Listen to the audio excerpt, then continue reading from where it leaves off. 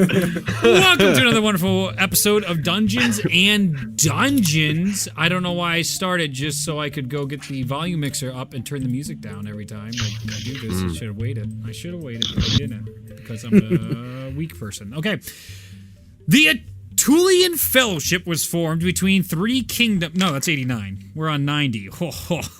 Last time! The Chosen survived the many costs of knowledge during the trials of Vecna. Ralia sacrificed herself to ensure the safe escape of her friends and the reward of the elemental orb of harmony fire. Her brief brush with death allowed her to meet the Raven Queen in person inside her palace, a special place only the most devoted to the Raven Queen can end up. It is one of the highest honors a person can experience in death. Ralia, asking her patron if there is anything she would ask of her, found that the Raven Queen wants to know more about the madness that dares escape her control over death. Returning to Nature's Hold, the group found Eve, explained what happened, and decided to hold onto the orb. Knowing the revival of Shalmir looms inside the near future, with the return of the air orb, she asked of the Waterdeep crew. She then asked the Chosen to pass a trial to get the said stone to revive Shalmir. The Pathways of Nature, the Trial of the Strong, apparently is a way to get diamonds of 25k or more. Belona was the only one able to pass through the trials, into the trials, as there were magic wards guarding the entrance. And through her connection with Mugdis, she was able to slip through seamlessly, unlike Mosno. Now, the group looks to Eve for their next move as they wait for Belona to complete her trial. So we pick up with the rest of the crew as Eve is about to make her way out into Strongclaw Village. She looks over to Kane, and she's... I didn't want to interrupt you, but your mic is popping. It's popping like popcorn. I was like, is this me? No, it's not you. I was gonna wait, but yeah. Son of a bitch. Well, give me a moment. We gotta pause this and. Right. We were just joking that like halfway through the session it was just gonna fix itself. You know, whatever. So, Eve turns to Kane and she tells him in lizard folk, so probably none of you can understand because I believe none of you speak lizard folk, something, and Kane nods and he just sort of chills out by the teleporter circle, and she turns to you and she goes, I'm gonna go into Strongclaw, and my concern is that they're desecrating our Temple of Mugdis. I want to make sure I can prevent it from being desecrated before I leave and see what else has befallen our village. If you'd like to join me, you can. Yes, I think it would not be wise to go anywhere without people. Yeah, we've invested so much in you. It'd be a shame for you to get out here and then just end up back where you were. I appreciate the company. She walks outside, and as you guys exit into Strongclaw, you're hit with this massive rainforest heat, this tropical humidity that instantly makes all of you start sweating after dealing with the cold conditions of the All War. This is quite a juxtaposition, as it was starting to get warm where you guys were, but not like this. The smell itself is not as sweet as it once was of all the natural plants. It's much more subdued as you smell a lot more of the decaying plants. It seems like there's almost burrows all throughout the stronghold here, as all the gemstones have been mined, destroyed, or moved. So it looks like there's always like little divots all around where they once were. Most of the little homes that they had that were made out of stone are collapsed and crumbled, and it looks like destroyed at this point. Many of the plants and trees themselves look sick and destroyed. The forest is awfully quiet as well. There's a stillness. You're not hearing the normal chirp of bugs, which is immediately noticeable to many of you. As you exit out here, you can still see Eve is on edge, and she is looking around and making a perception check.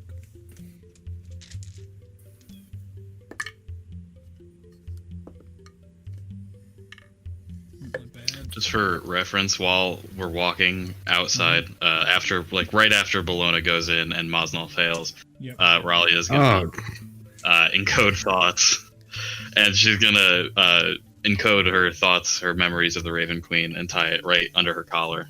You got it. Absolutely. Don't want to forget that. Reed brought it up, then are we just gonna keep bringing it up? Yes.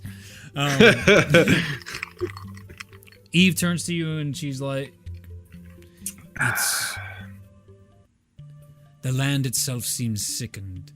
There is a darkness that seems to have blanketed our valley, a stronger one than normal.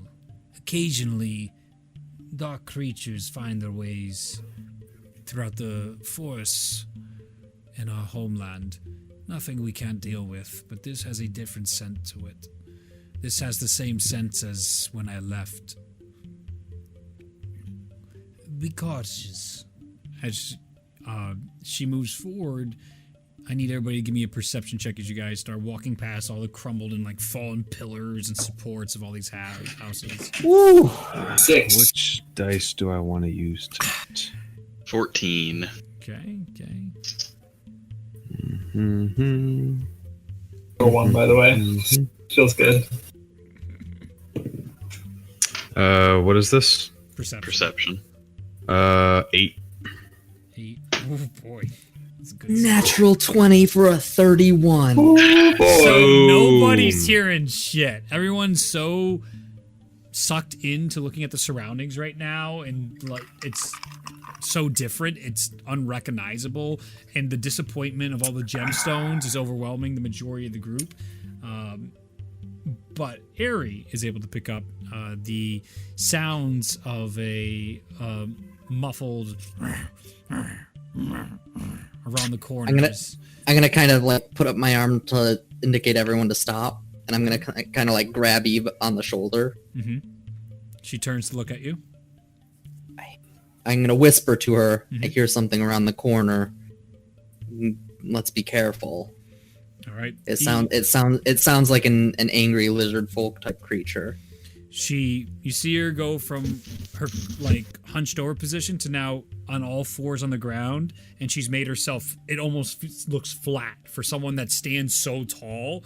She is now stalking around on the ground as you guys are turning around this corner. Do you turn with her, Ari? Yeah, I'll peek just a tiny bit. All right. Give me a stealth check. That is a 25. Okay.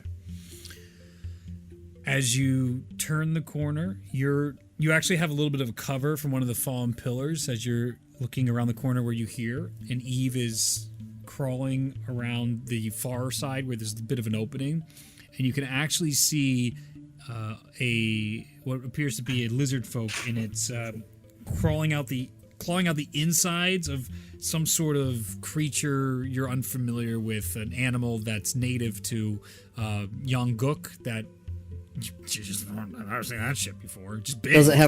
Does the lizard folk have markings on it? Looking through, it's tough because he's covered in so much gore to really make out if he has markings of madness right now. In the same sense, Eve has both markings of madness and the pathways of nature on her. So you have these conflicting, like, clear tribal tattoos and then, like, the bruising of the madness markings on her as she is observing, and she looks to you and she gives a look and she goes,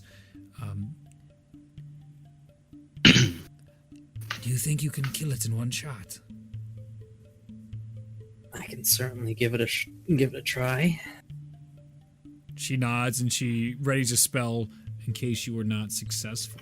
So I'd like you to make an attack roll against it if you indeed want to try and one-shot it. I'm going to do that. Ooh, that's gonna hurt a lot. Oh God, I feel so sorry. I rolled a natural 20. Yeah! Let's go. 2 in a row, dude. Hot start. Damn. Hot start. He's using it all up. So let's see. Oh God, what is my? What she got ready?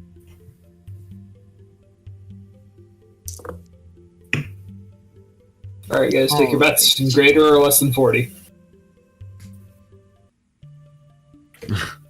Greater. Greater. for Greater. sure.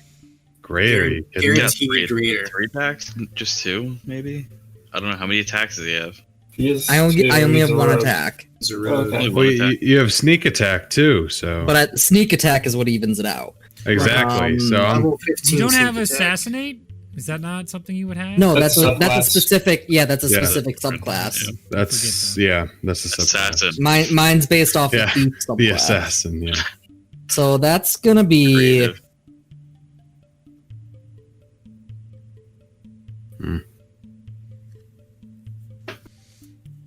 Oh God, this is so much math. I think it's probably greater than 40. I think it's probably around 60. it's a lot. It might even be higher than that, but I'm scared. it's definitely closer to 60 than 40. I As think. Eri pulls back his bow, Could be was wrong. it Kageyume, I believe, Kageyumi. as he knocks it and the shadow arrow forms, releases the arrow.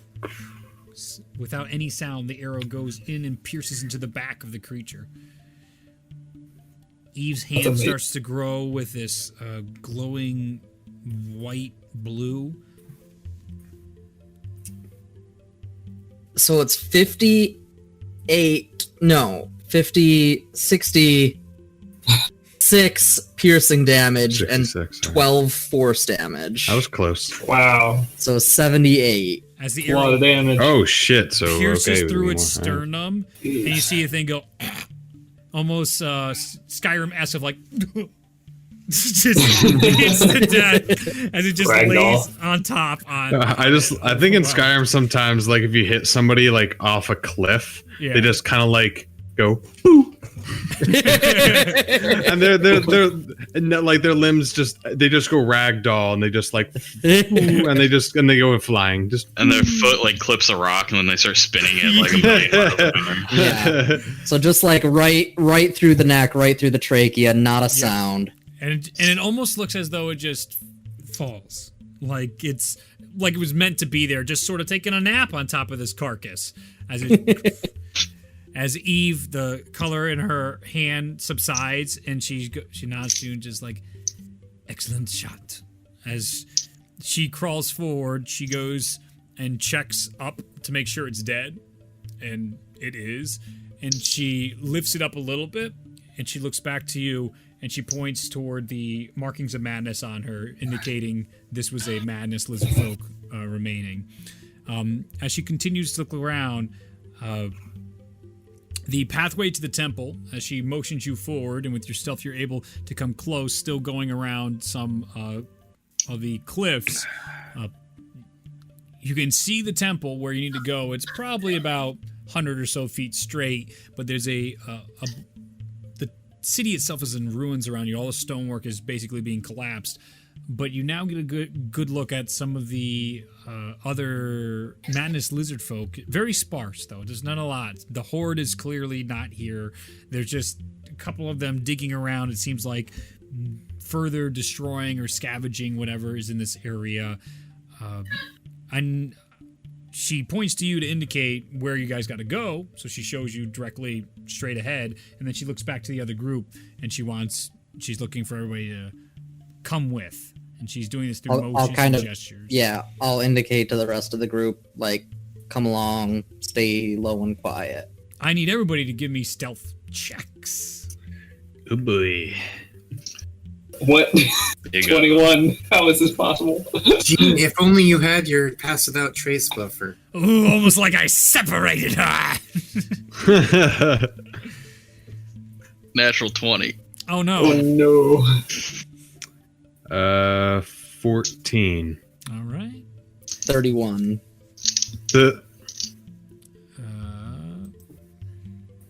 Oh no, guys! We did it! Oh, okay, we're safe. No signal.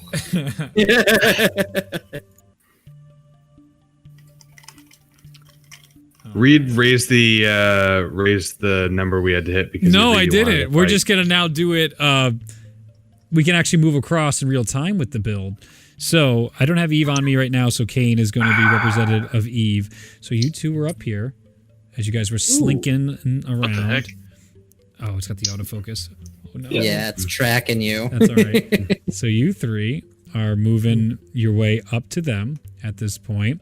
As you guys make your way through the threshold here, you actually hear the jump up from the grass in the area in here. It's all like these grassy ruins and overgrowth of Strongclaw, and you see one of those curved claws from your first encounter in the past as it's having the Velociraptor sound right now, as it's has that heavy breathing and it's surveying. With your stealth rolls, you guys are easily able to make it past and push forward. Your group in tandem. When did you get here, Kane? Further down the sides. As you guys are making your way through this area, you can hear a much louder crunching and eating sound, and it has a base to it that is far stronger than any of the lizard folk sounds that you've heard. I need everybody to give me another stealth check as you're passing through this area around. You're trying to go straight that way towards the temple right now. I'm going to cast invisibility on myself, Maznal, Ulazal. Thanks, bud. I needed that. Okay, that's better. Okay. 17. I need to roll. I disappear from existence with a 35 and a natural 20. Oh my god! Yeah. I can't. Well, I'm rolling at advantage so I often know. with each of these. Yum, yum, yum. No, I rolled a 17 and a 19. So, 19. Yeah. 19 as well. As you guys move through, you hear the crunching of like bone just snapping on the other side of the grass here, and it stops for a second as you guys start to go past, and you hear this.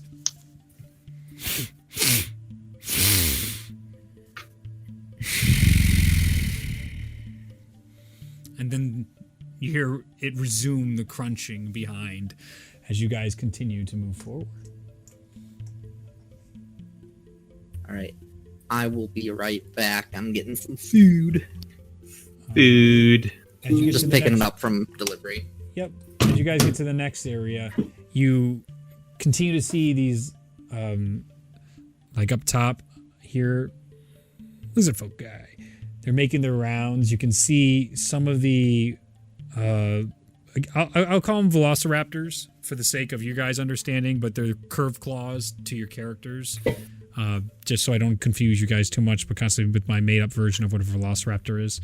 But you can see they're sniffing, and they seem to be interested in some new scent that has come inside here, but you're all making your way quite easily through at this point.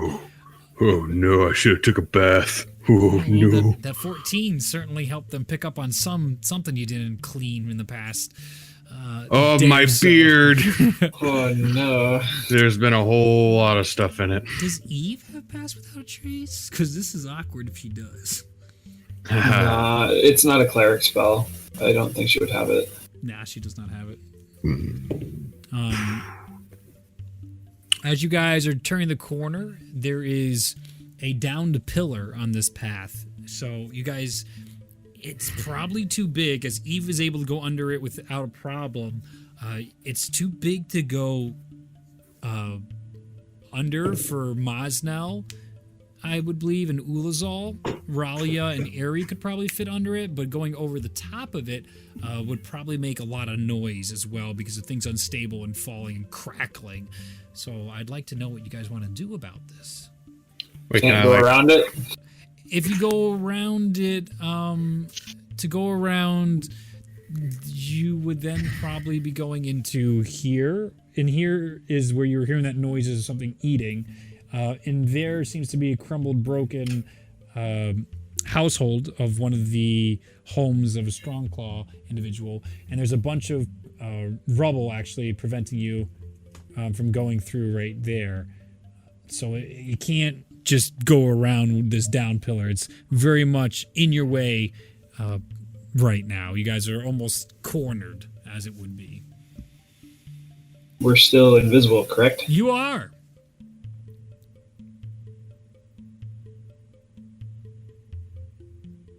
Mosnell, do you have an idea? So, what'd you say was a downed log? Pillar. Oh, it was a pillar. It was one of the support pillars for the house that you guys are near, and it's completely collapsed as something big knocked the house into pieces. And I can't, like, even if I crawled. You wouldn't fit, but you could try and go above it, or you guys maybe could try lifting it, but then again, it's very fragile, and you'd have to see how that goes. There is room for some sort of audible to be called here, but it is. Why would it be loud to go over it? Because it's crumbling. Crunch. You can see, you can tell that the top is all broken, so it might even collapse inward from how weak it is on top, but not so much the bottom. The bottom still seems to be reinforced, where the top is very weakened from whatever might have clawed or bit into it. And it's sort of like walking on gravel right now, as it is very quiet in this area. You can actually hear the pads of the lizard folk feet and the raptor feet and their claws clicking off the stonework inside this area. It's so still right now. They're probably pretty close if we can hear them, right? Relatively. The raptors behind you are about 20 to 30 feet away. They're investigating now the dead body of the lizard folk that Aerie so expertly killed, and one of them is like getting close to it, and then it just starts eating into the madness lizard folk. Yep. I'm gonna gesture to Mosnell to kind of indicate to go on my cue. Yep. And then I'm gonna cast Thaumaturgy and create the sound of a baby crying 30 feet on the other side of that brush. All right. At that, you hear both the raptors stand on their hind legs and listen exactly for where that sound's coming from. You can hear a bunch of the lizard folk, and they all start moving in on that location. So where you have it right now, they all start moving with relative speed and interest in that. One hops down from over here, and it's running its butt over.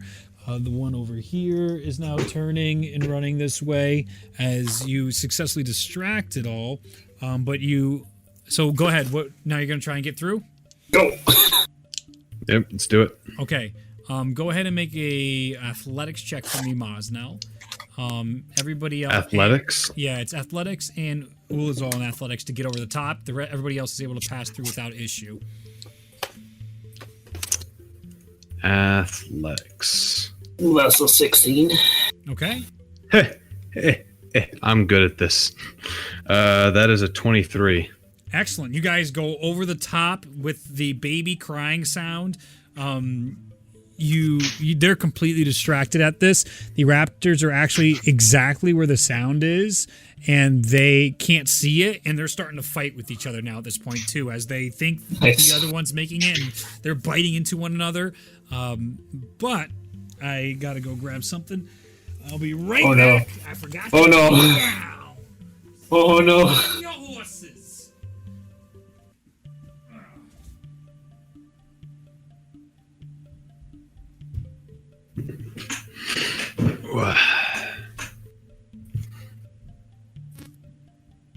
Ooh, text messages. It was either that or just, hope that our invisibility was going to be enough to cover our loud footsteps.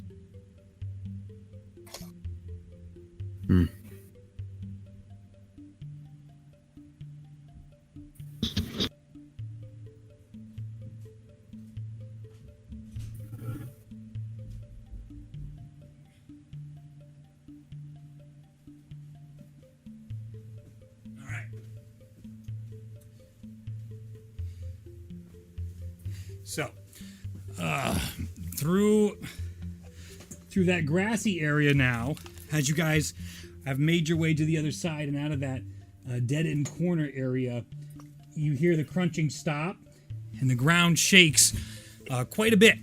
As emerging out from the grass, you can see... Oh, the hell is that? A Tyrannosaurus Rex covered in markings of madness emerge. Blood all coming down its face. Let's move the I'm in danger. out this way. Out of that. Successfully avoiding that encounter. Did that bring any enchantment spells? Ooh, boy. You have a level 20 cleric with you instead of me. You'll be fine. It's true. That's a good point. I have an enchantment spell called Go to Sleep, and it's when I hit them really, really hard in the head with my hammer. So, sleep. Raleigh has that spell too, and I'm pretty sure that's not what that is. you can see these glowing purple eyes as all the blood is dripping down from its face and onto the ground, and it's so much, it's like it's forming massive pools on the ground. As it turns the corner and the raptors are fighting, it just gulps one of the raptors straight up, and as the other one then looks up to it and goes to jump on it, it does a classic Jurassic Park end of the movie thing where it grabs it in its mouth and just rips it and throws it into the side, crashing into some of the stonework, and a bunch of the lizard folk, and they go back about their business as now these two are gone, and this is starting to patrol the area back here as it's moving from side to side. And look at the oh boy. Oh, you don't want to focus now, T-Rex. That's a T-Rex. Oh, there it is. You pissed. It's a boy, but I had that for a long time, and I was just like, oh my What's god, that? I could use this shit in my D&D. Perfect. You guys successfully entered the temple. Huh. That was a high value cantrip. As you guys enter into the temple, you can see many of it, you're climbing over these foam pillars and broken blocks, and Eve takes you down a bunch of corridors. She's very Wow, familiar that's with great. this, going one way into another. On your break, I want you to look She in the ends pantry. up inside I got my a box in there. Might be a mouse in there, temple area, but not sure. and you can Just see kind the of shrine of on the shelf. Mugdis is like Just not going to go in there until you take a break and check it out for me. desecrated in some areas. The lizard folk god that is being shown there as the god of the hunt, his arms are missing. You can see his pool is all darkened and blackened, and you can see Eve just taken back by this, and she does some of, I believe, pretty sure she can control, where is it? Mold Earth. Mold Earth is what I'm looking for, to help put the arms back in. And then, Ulazal, can you bless water, or do you have blessed water on you? Holy water? I do have some, and if we need more, I can make more. Yeah, so then she knocks out all the water from the shrine, and then she's looking for you to help fill the pool back up. Okay. I don't have a ton on me right now. I can create water, so I am going to that's a high level slot I'm gonna have to use, but I'll do it. I'll cast create food and water. Mm-hmm. So that should be plenty. Awesome. 30 gallons of water. Yes, and that fills it up easily enough. You don't even have to use it all to fill up the bowl. And then you put some of your holy water in to mix with it. Sure. And then Eve puts her hands in there, and she starts muttering some hymns of Mugdis. And with that, her eyes give a slight white glow to it as it glazes over, and then she comes back to. The shrine looks much better in this area, but then what she does is I think she can mold earth again. Mold Earth is a cantrip, so she should be able to do it as much as she wants. the idea here is through her spell, she's going to begin moving the stonework around the Mugdis so that she lowers the shrine deeper into the earth, and then basically is closing it all off, and she gestures for all of you guys to start leaving the shrine as she can seal it and entomb it to keep it safe for now, as long as she can't be here to watch and be its guide. As she closes that, she looks to all of you and she thanks you for helping her out and letting her put this to rest. It is a great worry to me to see so much lost. But we are people that live off the earth, and we will adapt as we always will. There's just a shadow being cast across our homelands, one that I hope we can outrun. Let us return, get somewhere safe. And as you guys prepare to exit, we're going to jump back to Belona! Belona! Last we left you, young lady. That's me. That is you.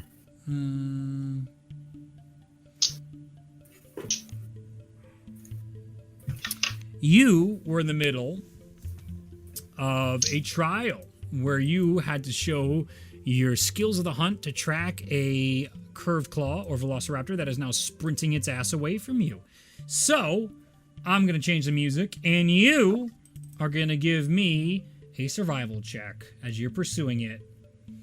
Would I have had a chance to throw my hunter's mark on it before? Yeah. Alright. That's grateful of you.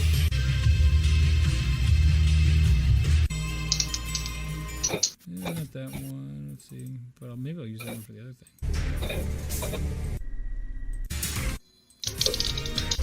That's too much. That is a fat 24. Ooh, big. Yeah, that big +9. Give me a moment. I got it. +9s are great. Yeah.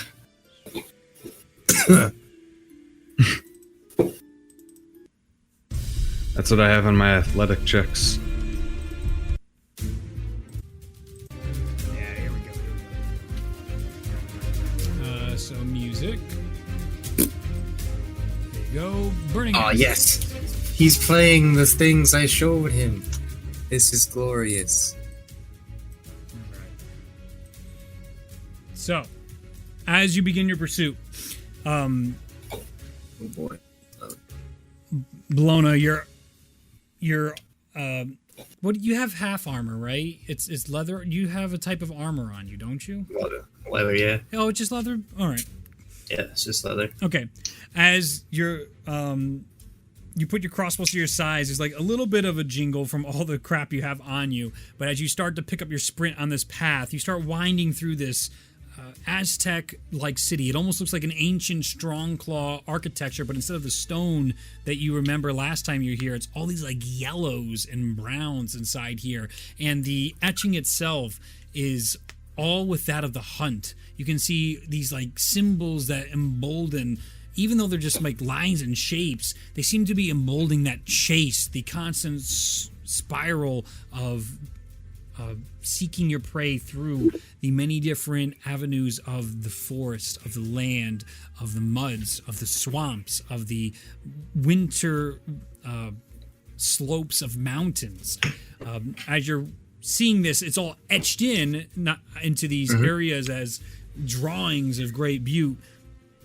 That is what opens up as you guys immediately run out of this tunnel and up into this city that spirals out before you.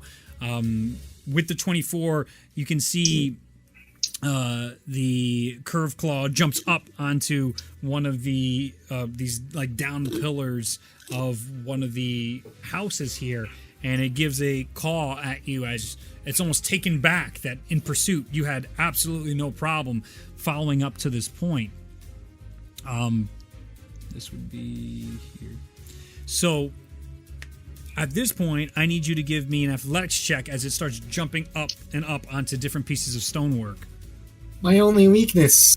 Mm. Where are we? Nope, that's different. Nope, not that. Here it is. Let's see what we get here. 8. 8. As Yeah. you jump to the first one, you start to lose your balance. You feel winded from running all that, and you see all of your armors and weapons leave you as you've run deeper and deeper. The jingling went quieter and quieter, and now it's just like you and your what was under your armor, your undergarments, but not like your underwear. It's just like it's still an outfit of sorts. As you find yourself, it's just you. There's no tools to the hunt at this point, and when you look up, you don't see the creature anywhere, and that is give me a dex saving throw. Okay. 20. 20. 30. 30. Jesus. I said dirty 20. Gross. Sorry. As you are catching yourself and you're looking for it, you hear the cry of the curved claws. It comes out from your side as it goes to bite you. You dodge out of the way, and the thing hits the ground. It looks back at you, gives another caw, as then it hops up and begins running on the path you lost at last. I need you to go and make another survival check as you now make these stabilized hops and you start running after it higher up into almost these treetop-like areas. 20. So now you find yourself climbed up high enough, narrowly avoiding some serious damage from it, and as you run through, you're finding yourself would basically be like the Ewok huts up top, higher, looking above this city, and you can see this wide, winding river that cuts it in half, and even some of the I forgot the word for it just now, but for the way they grow their food, it's very similar to, again, what the Aztecs had, where it grows on top of the water. So all the river itself is running below all the different plants that grow on top, these little mounds of soil that are all throughout this large river that cuts the city in half. As you're curving, and then you're going on these wooden bridges cutting across them, and there's these large torches through each one. As you're running by the torches, you can see them light up as you go by them. I need you to give me a Constitution saving throw or suffer a point of exhaustion.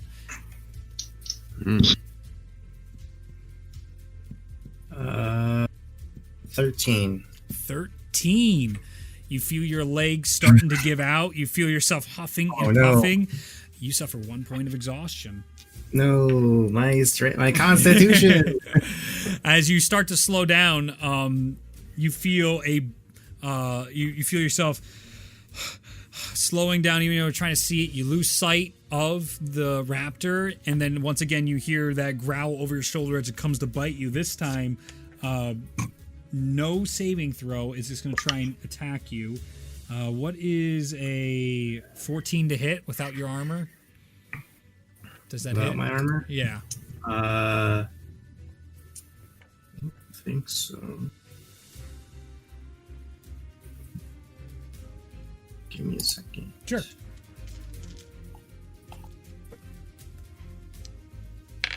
Nope. It does not.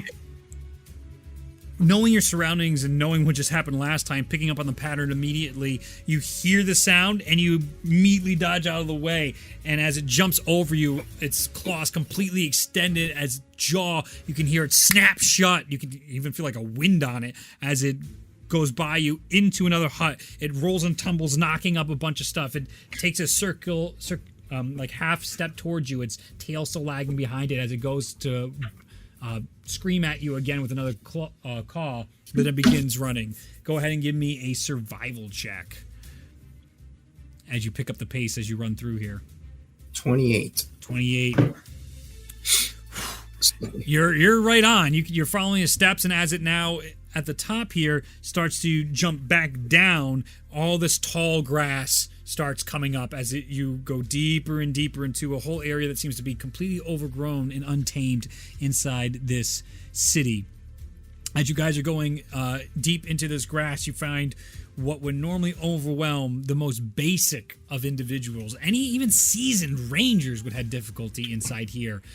You find the music of the hunt beating inside your ears, and you can feel the path almost open up to you, that you don't even need to look to be hearing the footsteps of the creature running through the tall grass of this field. And you can hear even multiple footsteps, but you're so locked in right now. Those other ones that are distractions don't take you from your path as you continue forward and pushing towards this individual, though it's getting farther and farther away from you. Give me a con saving throw to try and not suffer another point of exhaustion.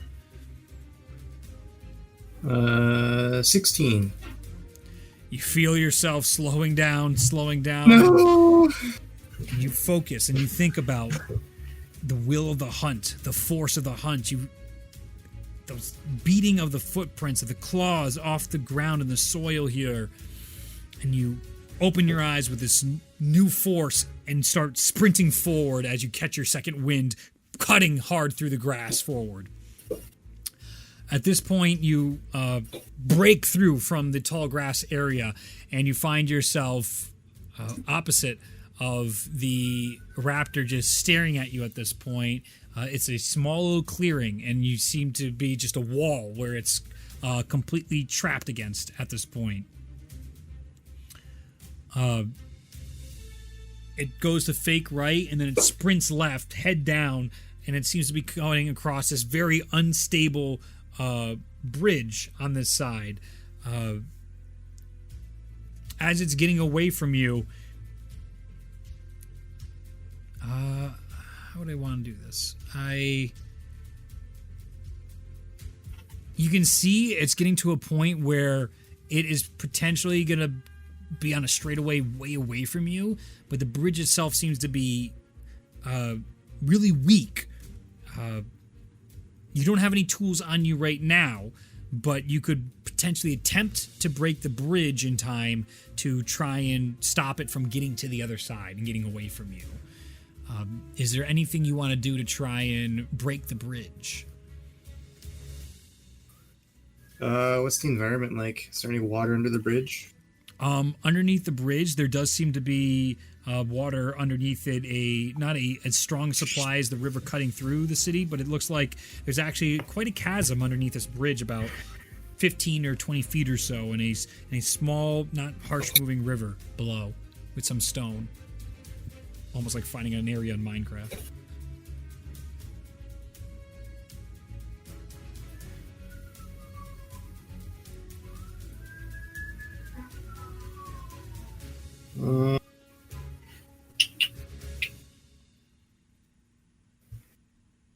I will cast... Is there any dust? Oh, sure. Of course. On the ground, you can easily just pick up a dust as you're running. Great. Pick up a dust. Only A one. singular dust. One singular dust. Alright, cool. I'll cast Control Water then at 4th level. Okay. And all I need is a drop of water and a pinch of dust. And I'm assuming that if I'm using the water from what's under the bridge, that would suffice. Yes. Alright, sick. All right. I'm gonna use the water to just try to knock it off the bridge. And if that doesn't work, then I'll just try to, bash the bridge repeatedly with the water. As the water comes up, give me a percentage die. Go ahead and roll a percentage die for me to see if you can knock over the raptor. As it's running across, it looks to the side and just sees this tidal wave coming towards it. 65. As it stops for a second, it looks back to you as you're controlling the water and focusing. You make eye contact with it, and then just knocks it right off the side and just hits onto the besides where the water came out of, it's all stone down there and just cracks onto the surface. That's hilarious. It's literally the only time I've ever used that spell. Good spell.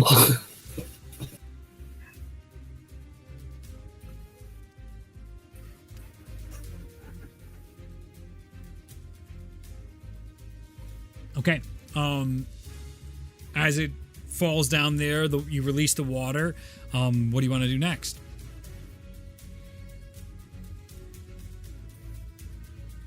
How far down is it? It's about a 15 feet jump. As you get close to the bridge and you look down, it looks like it's starting to stir a little bit. It's not completely, it's clearly hurt, but it's going to try and get away from you. You see the urgency of it trying to get up and run away. What are the water levels like? They are low to the ground. Well, actually, to give me a perception check to see how deep, is that what you're looking for? How deep the water is for you to jump in? Yeah. Yeah, that'll be a perception check. More for me to jump in and also for this creature to run away. I'm assuming it'll be slower in the water. Yeah, it would be. 24. 24. It seems relatively shallow that if you jumped in, you might be in danger of hitting the floor from your momentum coming down. It must be only like 8 or 10 feet deep.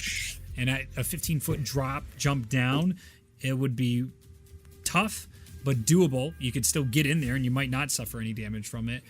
But it's not this bottomless pit like you've been used to so far.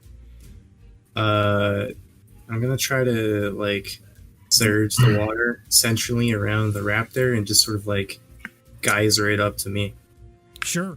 I'm going to make the raptor make a dex saving throw against your sleight of hand. So go ahead and make a sleight of hand check. I rolled a 21, but, like, on the spell, it says... I think there's a save. I think it's a strength save on the throw. Oh, okay. What's the strength save DC then? 17. 17. It does not make that. That's only like a 14, 15. Oh, I thought you said 4. I was like, No. He close, but no cigar. As the water then grasps around him as it starts clawing its way around, trying to escape. It seems to be stuck down there right now as you're holding your water, holding it in place below you. My objective was just to capture this creature, right? Catch it, capture it, catch up to it. I don't really know. Yeah, I don't know what the wording was. I'm just gonna like touch it. All right. As you go down, I would say, to make your way down, it's still quite a drop. So if you don't want to suffer any fall damage, how would you get down to that next area? Is there anywhere that I can like rock hop? Yeah, give me an athletics check. I'd say you can make your way down on right where the ledge begins. A surprising 17. Nice. Easy enough. Yeah. Even with a point of exhaustion? Oh shit, you're right. Surprising 11. So you tumble a little bit towards the end, only suffering 5 points of fall damage. That's unfortunate. As you're coming down, you're focusing on this. You just like completely eat shit as your face goes in on like the last stone that falls, and you come up bloodied and dirt on your face, but still holding this as the thing's scraping. It's gonna try and make another attempt to escape.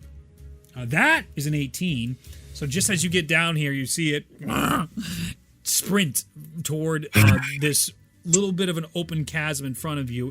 You're right on it now, but you see all these blue lights in front of you, and as it's running through, there's like these waterfalls, and each waterfall, as you pass through the next one, you're starting to see a little more of the symbol of Mugdis as you're coming through each waterfall being formed clearer and clearer in front of you. I need you to make one more survival check as you're going forward. I had a natural 20 and then a 16, so 25. Rip.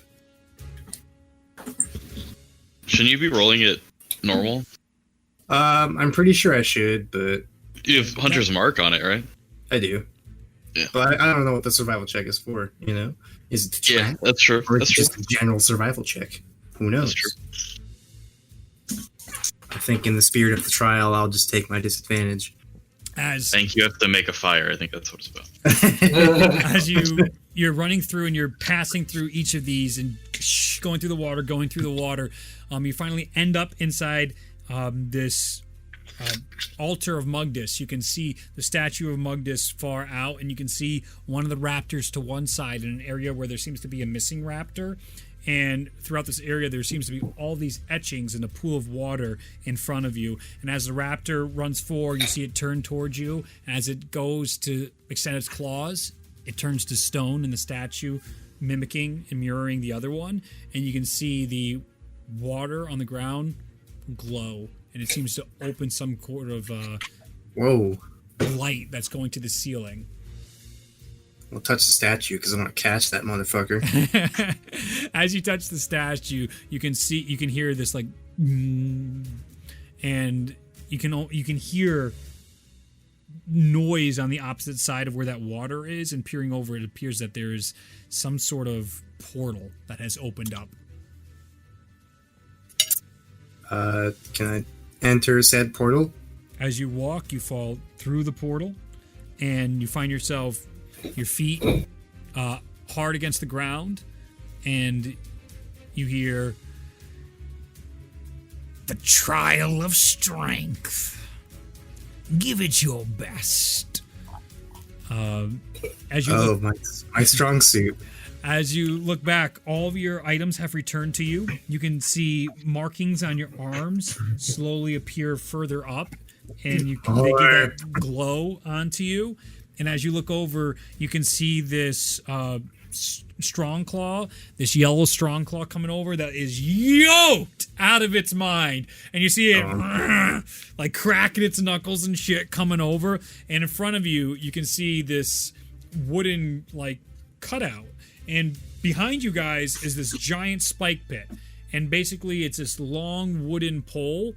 And that pole that you can push in front of you, also behind it is like this stone wall. And as you see him getting up to push this, you can tell if he pushes this is on like an axis, it's going to push you or the other one into the stone spike pit behind you. So it is a test of strength right now. But you have all your resources on you. As a note, you can feel their weight returning to you as you need to make your first strength check against the strong claw that is now and starting to push the wall, and you can see dust coming down on top of you. Strength check? Yeah, buddy! And you're no longer exhausted. You passed. Natural fucking 20, bro. Get the fuck out of here! Get out of here! I'm serious. Belona, the markings start like glowing, and you can feel them pulsating through you, all these different colors. You see this like blue, and then a red, and then a green. And as you push into the wall, you see the strong claw starts to lose its footing a little bit. You see him like, because you guys are standing on dirt, and he loses about 5 feet. He's getting closer. He's about 10 feet away from the pit. You see him. Give me another strength check. I rolled a 1, but it was a 2. Oh no! So 2 minus 1 is 1, not like a natural 1. So you see him bunch back up, and he starts to regain ground. You lose the ground you gained and another 5 with that poor roll, and you see it as you're getting pushed backwards. You're about 10 feet away from the pit now as you glance back, and you can feel the drums of the hunt inside your head peaking up higher and higher. Give me another strength check. Can I like trip this thing or something? You can try. Thanks. What do you want to do? I just want to sweep the legs. He is too far away from you to be in melee range. I want to... Does it feel like weapons are prohibited? Make a wisdom check. Alright, sick. 6. Shoot him in the foot. Boy, I don't know. It's tough to think right now with that spike pit coming on you. You're gonna have to make a judgment call with the 6.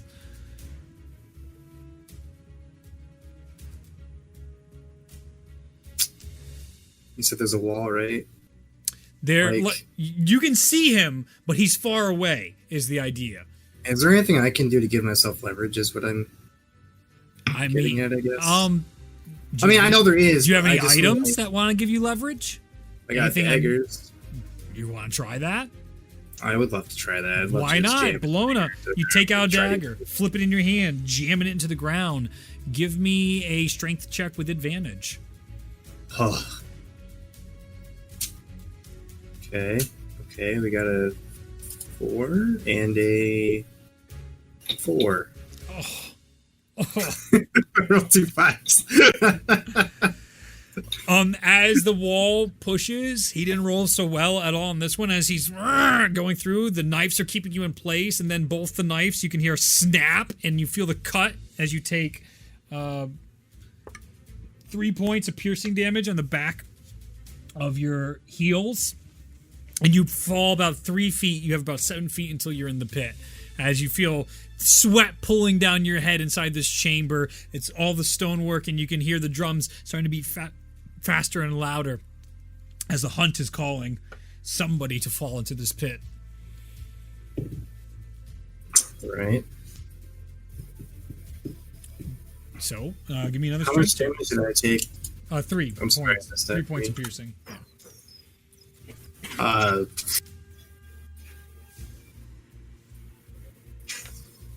I don't know. You want to try something else? Trying to see if there's something else I can do here.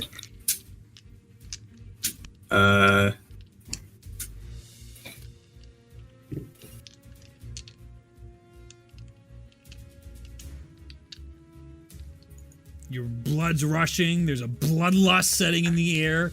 You can see like the sharp claw and excitement, like almost drool coming down from its face as you can feel this closeness to the hunt and the primal instincts of your survival kicking in. Can I shoot at it but not hit it? I just want to startle it and see if it distracts. It's a strength check. Sure, go ahead. Go ahead and try and make a shot. Aim, because it's an aimed shot. Go ahead and make an attack roll and not to hit it. Not to hit is a 21. You put it right in front of its face as you see it, as it will now roll with disadvantage against your advantage. So go for it. Okay.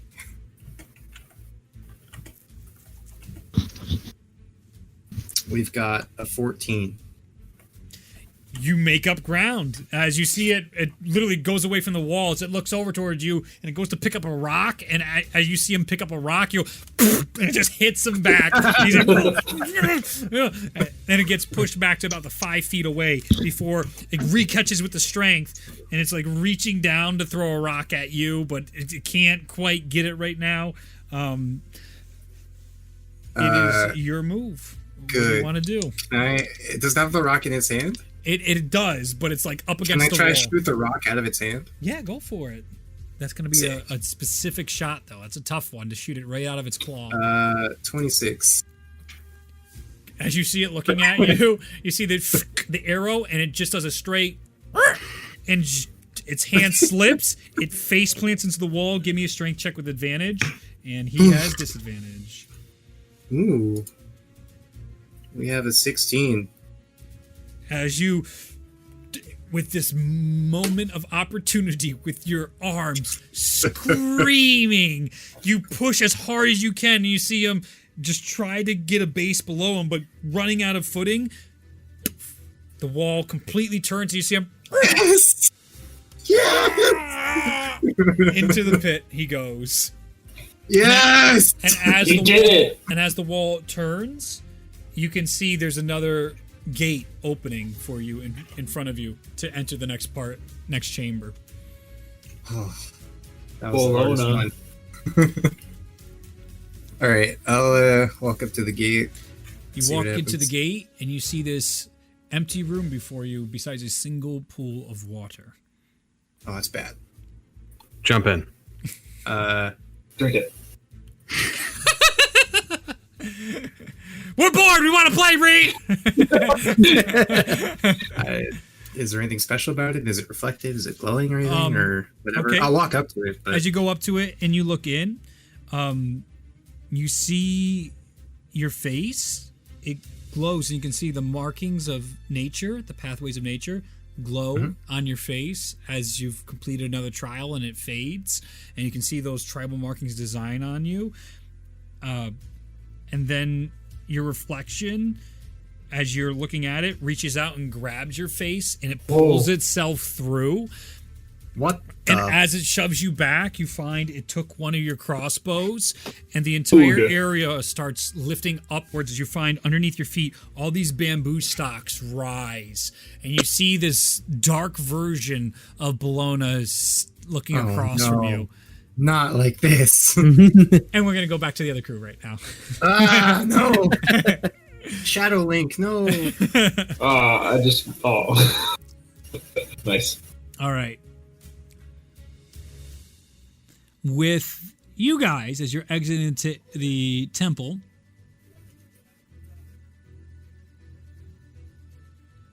I just want to review one thing. You have we'll go to something a little chiller with the music. What do we got here? Excuse me. You're excused.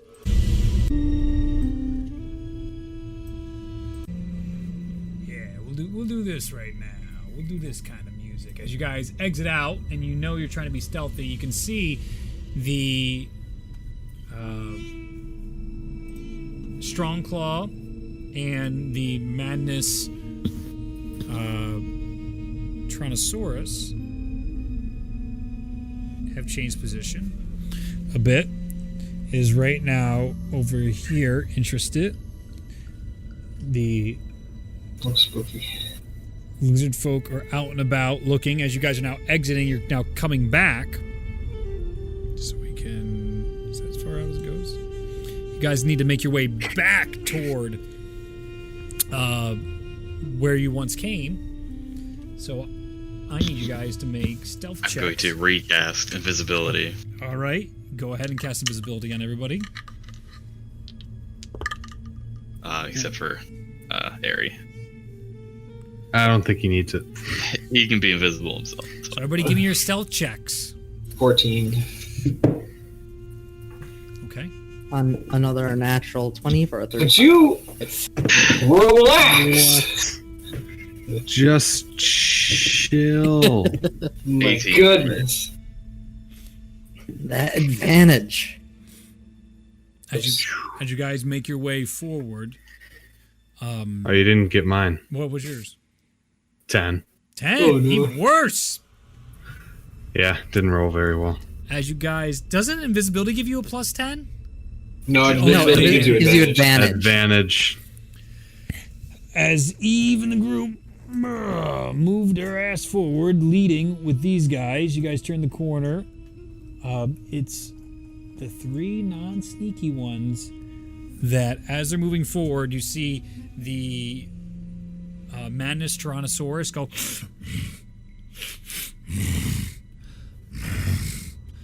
and moves its head right towards your guys' direction. What are you doing? As it is very aware and about to see exactly where you are with its natural 20 perception check. I'm going to drop invisibility. I'm going to cast Hypnotic Pattern. Okay. Nice. Right in front of its face. All right. Let me make that saving The throw. wisdom save. Let me see. This is...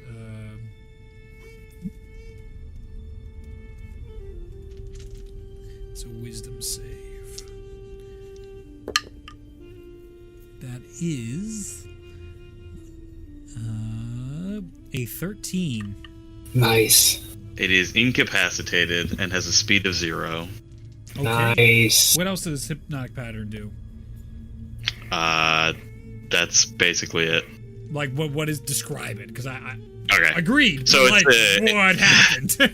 It's like this ball of energy twisting spiral thing. Anything that sees it must make a wisdom save. On a failed save, creature becomes charmed for the duration. While charmed, the creature is incapacitated and has a speed of 0. The spell ends for an affected creature if it takes any damage or if someone else uses an action to shake the creature out of its stupor. Okay. The lizard folk that's near you has to see that as well, and make the save as it sees this orb that pops out in front of it. 18, does that beat your spell DC? That is the spell DC. So it does end up beating your spell DC as it's... And it just sees literally you, and everyone lose their invisibility as you're casting that, and you see like... but the Madness Rex is just... And you see its jaws going and bite through it, and it's just completely infatuated with this right now. But the Madness lizard folk here that sees you guys, you see it go... And it makes this large shout. What do you guys want to do? I'ma shoot it. Go ahead. Getting behind Mosnell.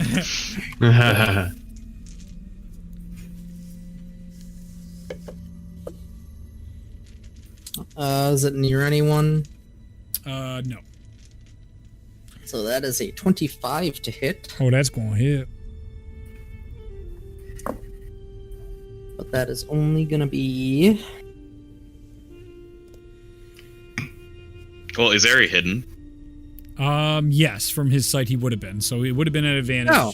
It would have been because you had stealth high enough. It wouldn't have seen you. Doesn't change the roll, but that gives me sneak attack. Yeah, it stands to reason. Get your D6s, boys.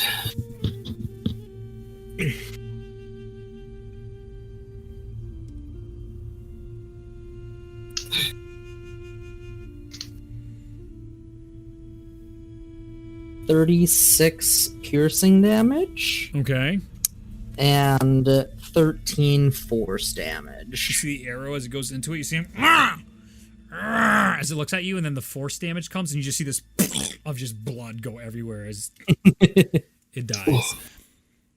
But That was with grotesque. that, through the tall grass, you see another lizard folk come out from the side here. Bleh. Up top. And actually 2 more raptors jump on top of the ruins here. One up top here. One over here. Actually flanks you at the sound. And I need everybody to roll initiative. All right. That's pretty good. 15. 21. 20. 10. Mosnell faster than Ari? What? I'm I rolled, quick. I rolled low. I'm fast as Crazy. lightning. How long is that thing incapacitated for? 1 minute. Oh no. Okay. Nah, you guys are good. We're leaving. The buddies here. Okay. That would be them. Mosno. Ari, you said 21? 20 total. Mosno was 21. Oh, I flipped you too. Mm-hmm. My apologies. Ulazal, what's yours? 15. Oh, same with Eve. Oh, well. That's why I filled up Her the dex is spot. probably higher than mine. Mine's a 14. She rolled really low, and she also has the markings of nature, so it's basically she got 2, and then it bumped it up. Wow. Okay. Let's go get some fight music. What is this? That's not a fight. I said fight music, goddammit.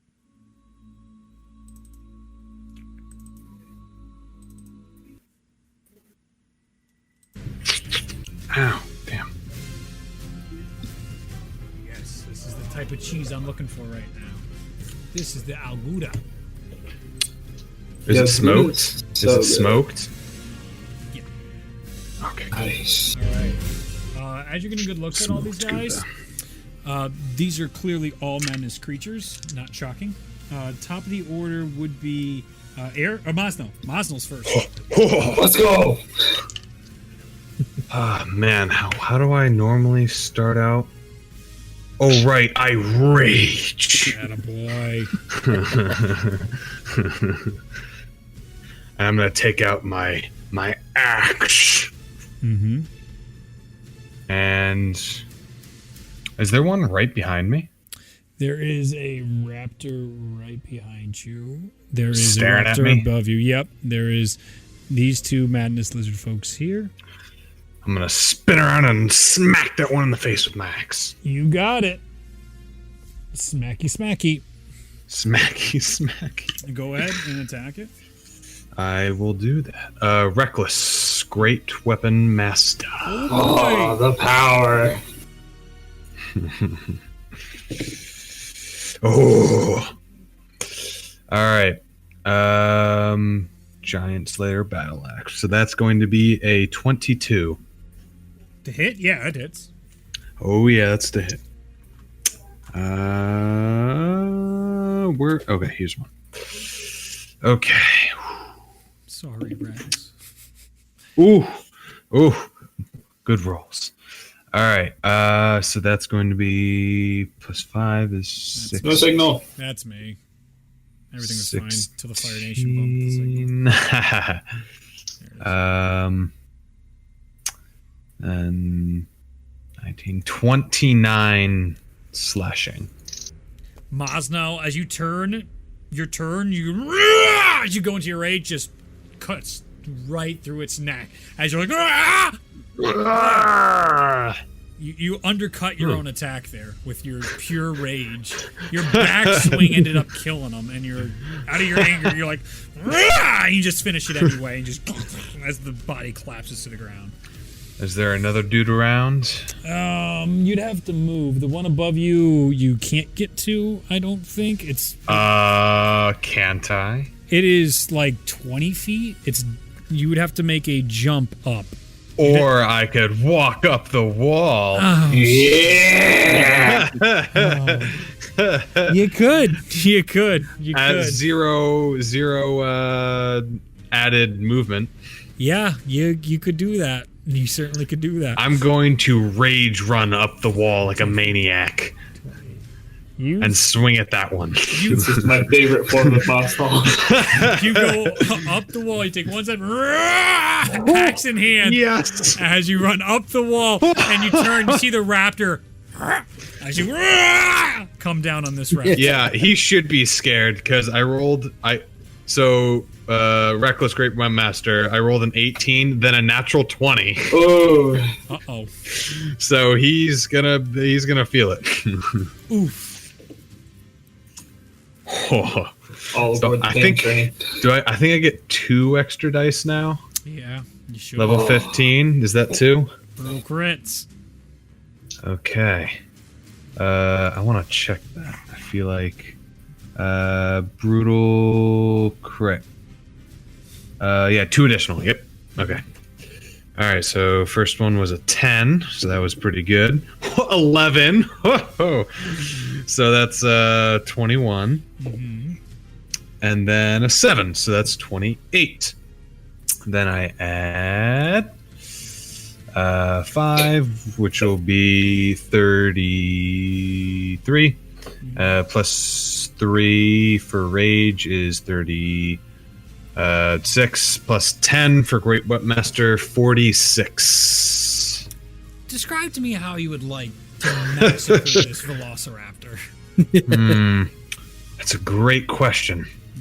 I'm just gonna like run up the side of the cliff and like jump into the air as high as I can, and then just like come down, just smash, just probably in its like back, like just in the middle. I wasn't aiming. I was just like hit the thing and just hit it as hard as I can, and then just keep mashing for a while. Just mash. As you're mashing down and down, you feel yourself putting dents and crumbling the rock tower that you're on, the last support of this building. As you're breaking into it, you find that it is completely separated. It's like when you take a credit card to a B and you just cut it in the middle, and the thing is just still clawing, trying to be alive it's still the opposite side, and its life leaves it as it falls one half to the ground, splattering to the floor.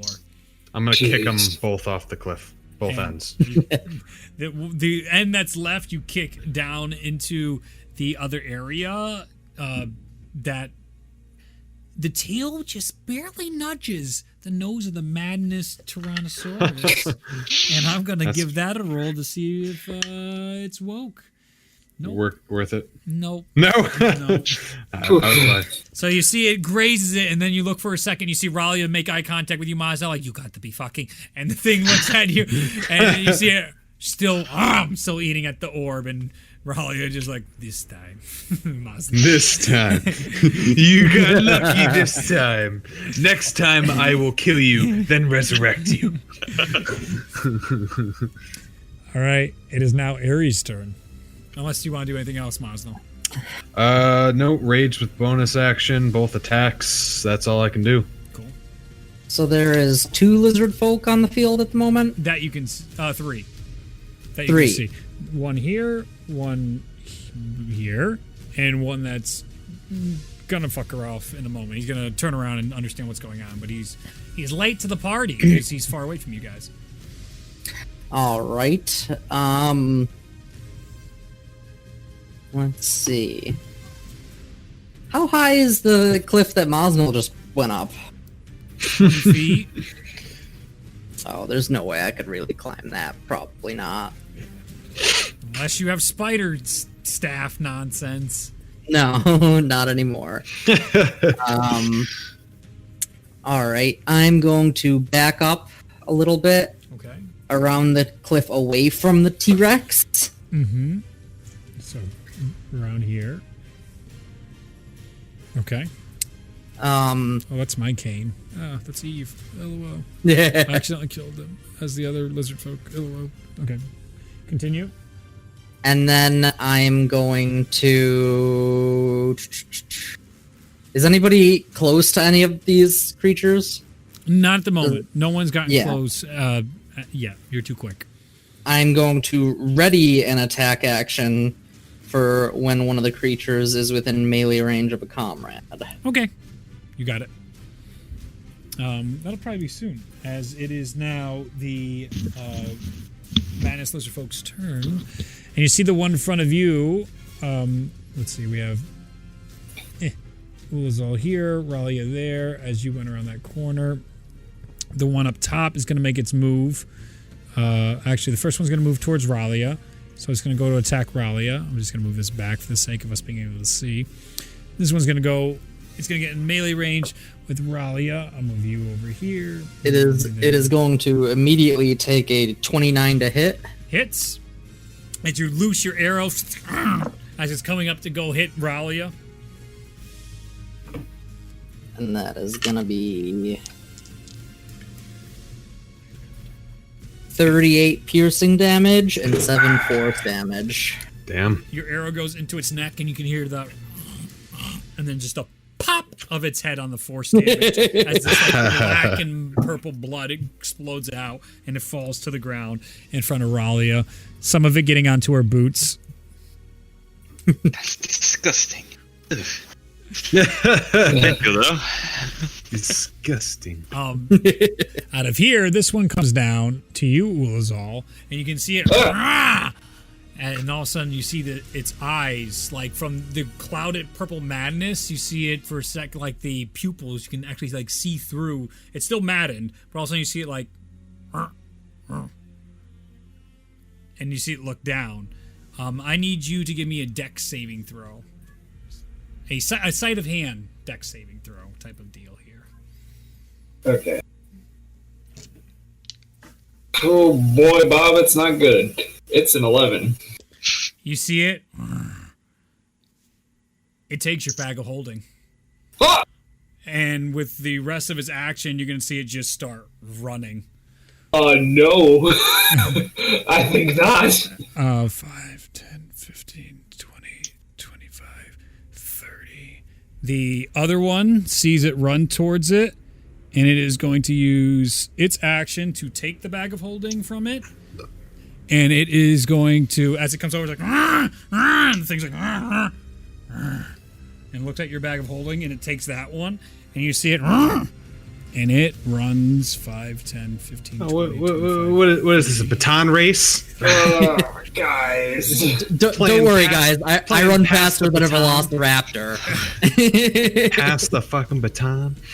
And It's then- not getting the fuck away. Okay, that's that. They're fucking dead, so they don't get a turn. Good for you, Raptors. I believe that's everybody remaining. Okay. It is now Ulazal's turn. Right. I am going to use full movement. Yep. Try and catch up to him. 5, 10, 15, 20, 25, 30. There's this one here that took the shit, but no longer has your shit. Can I move such that they're both in a line in front of me? How much movement do you have? I have 30 feet. 30 feet. So yeah, you already used your 30 feet. You would have to position because he's at a diagonal at this point, where the other one is. It is like at the edge of the board down here now. Yeah, you still can't even see it. Okay. I can't even see it, Yeah, he's out of your range right now. The other but I way. saw where he was going. You sure did. Cool. In the direction that I saw it moving, Yep. I'm going to cast Blade Barrier in a 90-foot line. Okay. What does Blade Barrier do, my friend? So, Blade Barrier is a dexterity saving throw. Okay. Then what happens is I throw my hand forward, and these little slivers of light just form a 100-foot long, 20-foot high, 5-foot thick wall of radiant blades. If he fails to save, he won't be in pain. Well, it's straight in front of you is what you're doing this? Where you think it is? The direction that I saw it going. Give me a perception check to see if you could have even seen the second where he went after the first handoff. 23. 23. So yeah, okay, I'll give you that. So I'll give you the slight turn on this of where he actually was at. And now you need a deck save? Yeah. Yeah.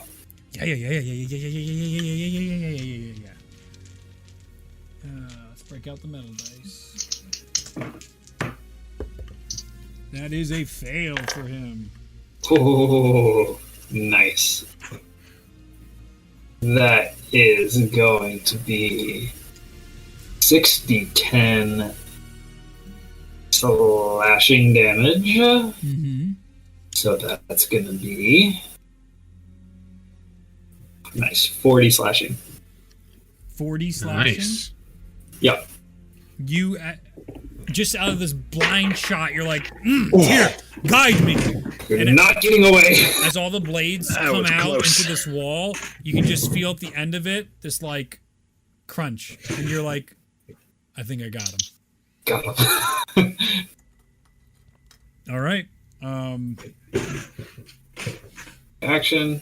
That's what I'm gonna do for now. Okay. Eve is going to banish the T-Rex. One more time. That's a fail. The Madness T-Rex pops out of existence. So she bought you even more time, so that thing wouldn't come back. She will move forward. Let's get out of here. 5, 10, 15, 20, 25, 30, 35, 40. Okay.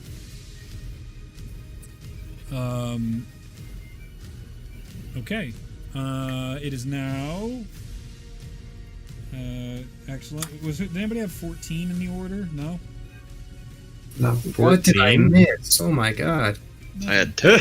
Raleigh, it's your turn. Those damn lizards stole the bag. I wrote 14-14 in the initiative order. I'm like, I don't know. Yeah, they stole the bag of holding.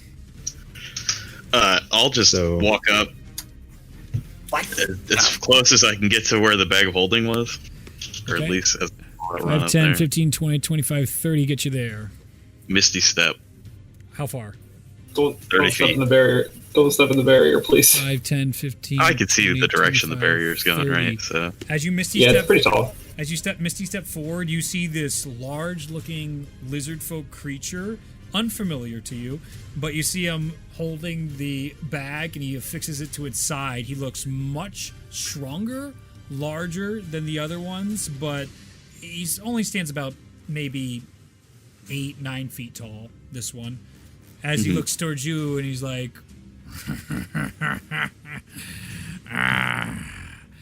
the Undying will be here soon. I'm gonna cast Eldritch Blast on it. Yeah, go for it. 3 times. Go for it. 24, Hits. 17, Does not hit. 18. Does hit. Okay, well, We got it. AC. Download complete. Okay, so that's just 14 force damage then. Okay. As your Eldritch Blast blasts into him, you see it doesn't even move. It just smiles. You see, this is a gift sent from the god. Alright. It is now... Enjoy the astral plane, even though it's not there. It's probably like... It's in a non-harmful dimension. It's in a harmless demi-plane if Yeah. it is... If it's it's from the current plane. It is, so it's just floating around in some like happy-go-lucky place. Like, what the fucking? It'd probably be something most akin to like the belly of the astral dreadnought, where it's just like an empty space. Nothing hurts it. Nothing Yep. goes wrong. Yep. And it just stuck though. Like I see it slowly rotating, and it can't do anything, and just moving its tiny little arms. All right, top of the order, the Madness Lizard Folk. I have time for this. As it, pop. Let's see, put him here as he comes forward to you, Ralia, avoiding the. I'll move this Focus. as it moves over towards you. He is going to.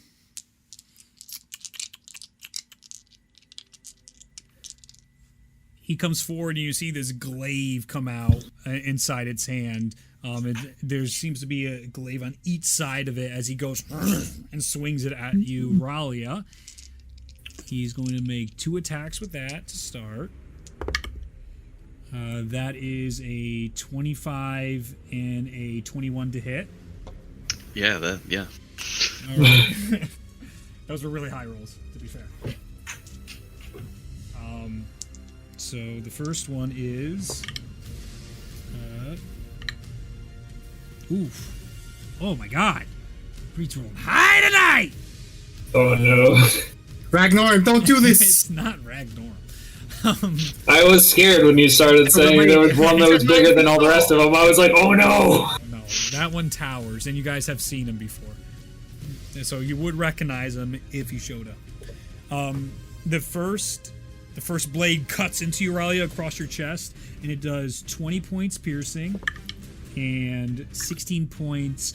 I'm pretty sure necrotic, so that would be halved. I lost it. Okay. Necrotic. So the second half would be necrotic as it cuts through, so you can half that 16 to 8 because you have resistance to necrotic. Then as the first blade cuts through, it's like he's turning it as it leaves you. The second blade is right behind, and that is a 15 slashing and 13 necrotic. And then he reaches out and bites you. That is a 18 to hit. Yeah, it. Okay. So then he will do Bad time to be a wizard. 8 piercing, and I need you to make a Constitution saving throw. 8 piercing, you said? Yep. Where is it? There we go. Natural 20 for 23. Nice. You feel your body start to lock up, and then you take a deep breath, and you push out whatever toxins that are like in his tongue and on his teeth, and you just feel it just pushed out of your body through this like focus of the Raven Queen's magic. With that, Gross. it is going to end its turn. It is now Harry's turn. Is it Mosnell's turn first? It is Mosnell's turn. I'm going to Yes, it is. get rid of those names and get rid of the arrow and make it clearer to me. Okay. Yep. Mosnell, your turn. You're way Okay. over there. Yes. Okay. So I'm not near anybody. No. You had to go All to right. the arrow. Well, I'll run down 5, 10, 15, 20. You're here. and then I'll run towards the purple one, I guess. That's Eve. Oh, that's Eve, And right? this is a bad guy, too. Okay. He's still kicking. Yeah. This one is- I'll go that way then. Okay. How much feet do you have? 5, 10, 15. 35 maybe. Oh, 35. No, 40. 40. I get 40. Okay, I was right with 40. Then you're right next to Ulazal as you get right about there. Unless you have a range. Can you reach 10 feet? Because you could hit it at 10 feet. He's just out of your No, I need a pole arm as a secondary. That's got to happen. All right. Now put it on the list. Put it on the list of things whenever you get back to that city. Whenever that thing happens. Ooh, yeah. I need a halberd. How do you pronounce it? Halberd. I'm like, is it halberd or halbeard? Or... It's called the can opener is what it's called. Yeah. Okay. So now anything else you want to do? You'll lose your rage if you don't fight anything, so... Nope. I would not. Oh, is because that just I a have thing? persistent rage. Oh, then it doesn't matter, my friend. You just- Your rage ends early only if you fall unconscious or you choose to end it. Oh, that's terrific. I got that last level up. He's always mad. I'm always mad.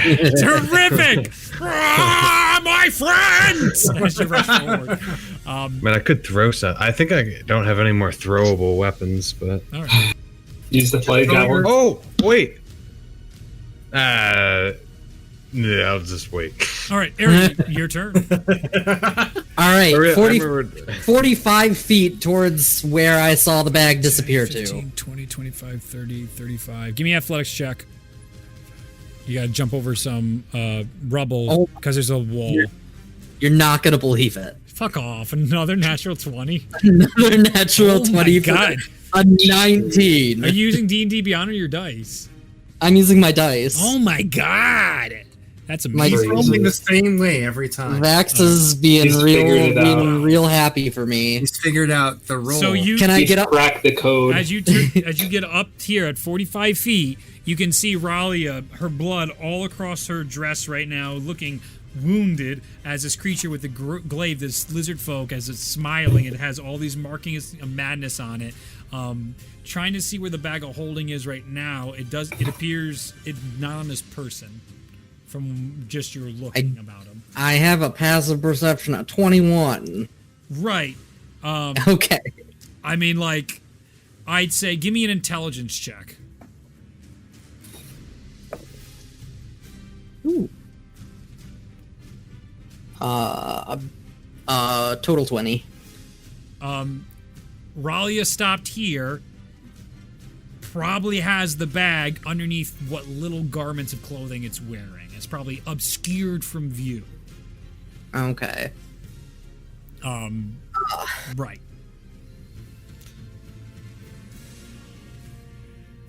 Then I'm going to bonus action get up to it.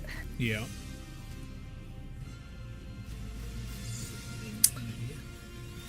Okay. So get the last couple of feet so I'm at it. All right. You're in melee range now. I would like to use my action to jam my hand in and try to grab a bag of holding. Okay. Fast hands. Let's see. This is going to be your dexterity check. A sleight of hand or a dexterity? Let's see. Sleight of hand against his. I'd say his Is he dodging out of the way of you, or does he just need to see it? See you trying to make the motion for it. No, I would think it would be a contested sleight of hand, because if he sees it, he's going to have to try and grab it before Ari gets off with it. All right, I'll do sleight of hand contest between the two of you. Ooh, sorry. So go ahead and roll. Oof, that's pretty. If you beat this, 27. Yeah, I was about to say, if you beat this, you earned it. 29. Oh, He rolled a 19. He would have had a natural 20. Almost had a natural 20. So as you go to reach down, you see the hand that's not on the glaive reach and grab your arm. You see him. A false shepherd. As he looks into your eyes. you're the false one. All right. No, you. No, you. All right. Anything else you want to do? That is it. Okay, it's going to use its legendary action. And Legendary actions. I need... I'll actually... Yeah, he's going to make a bite attack against you, Ari. That is a 20 to hit. That'll hit. Okay, give me a con saving throw. And that is 7 points piercing damage as he clamps down into your neck and rips out some of your armor, your leather armor plating there. What would have been a ton of skin. That is only a 1 or a 5. You are paralyzed Oh no. as you feel all the poisons seep into your skin and your body locks up. I'll put this on you as you are paralyzed. Okay. Wow, that was clutch. And how much damage? Just it was just 7 points of piercing. Nothing too crazy. That will start the madness creature's turn. The madness lizard folk near Ulazal is going to make its attacks. It makes 2 attacks against you. One's a natural 20, so that's a crit. And the other one's a 17. That's probably not going to hit your armor class. Nope. So natural 20 against you. These guys don't hit as hard. Gimme. That is pitiful. Oh, my soul. 16 points piercing damage and 2 necrotic. As he cuts into you with it, and his broken blade, you can see all this evil wicker on it as he's carving it, and you see him just start like sawing through your skin as it's not like sharp enough to actually do damage until he's cutting into you. Blade barrier falls. Is that a thing? I don't know the Yeah, reference. concentration check. Oh, Blade Farrier falls. I thought you said Blade. I thought you said Blade Fairy falls. I'm like, is this a reference to a show? No, My apologies. Blade Barrier It's all good. falls. Gotcha. you're good. You got a lot going on. He's over there. Okay, so that falls as that thing's engaged with you. That's Eve. That's the only one alive still. So that's that. Eve, seeing this transpire, is going to want to heal. Does she have a... she's going to heal Ralia. And probably a bigger one. What is this? What does this do? 6th level heal. Heal 70. It does, but... Yeah, actually, yep, she can go straight for that. And what's the range on that? One action, instantaneous, VH, choose any creature you see within range, a surge of positive energy rush through them. And you can see her, she goes, Radia! And she reaches her hand out, and you heal 70 HP. Ralia. Level 20 cleric, got you back. Nice. I gotta make sure that's a 6th level. She powerful. She is going to 5, 10, 15, 20, 25, 30, 35, 40, 45 flank it. Okay. That'll end Oof. Ralia's turn, and he will take his next legendary action. And you see him look. and he smashes his foot to the ground, and you see these stone spikes shoot out at everybody. I need you guys to make deck saving throws. Everybody? You auto fail, yeah. Yep, it's everybody within his sight, so minus Eve. Wow. Do I fail? Nope. You're dealing with something else right now. 3. 15. 19. 19 passes, 15 fails. Ralia fails. Auto fail on Airy. So that is 24 points of piercing damage as these stone spears just cut right into you guys as he smashes his foot. 6. Shoot. So, yeah. Okay. Alright. Let's see. That would then Eve. Ulazal just had his turn, right? So it's Ralia.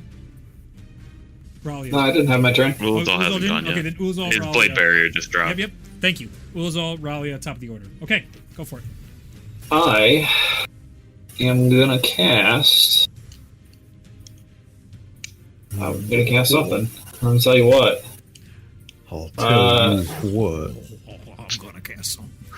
Don't you worry. Sure, I'll do this. I am going to cast Spirit Guardians at 8th level. Okay. So that creature that is currently on me needs to make a wisdom save. Okay, the one that's on you. Wisdom save. That's a 5. That's a fail, and that's gonna be a big 38 radiant damage. Whoa! He is looking like he's on his last limbs. Is Spirit Guardian a thing? Like a physical thing? Spirit Guardians are. It's a radius, right? It's an AoE. Oh, never mind. Never mind. It's 30. I believe it's 30. 15 feet in a radius around me. Just 30. balls of light floating around, aggressively passing through whatever enemies are near me, and then I'm going to use my movement. I'm probably going to take an opportunity attack, but I'm going to use my movement to get as close to this big guy as I can. All right, it's going to try and hit you. It has Sentinel, but that is only a 15 to hit, so you laugh at it in cleric armor, your shield. Zach Ulazal is within 5 feet of me, right? Yeah. When he attacks? Yeah. Then I'm going to use my Sentinel to attack him. Go for it. I see your Sentinel, and I raise a Sentinel to your I Sentinel. raise a Sentinel to your Sentinel. 30. You're at 30 feet here. Is he within range of my Spirit Guardians?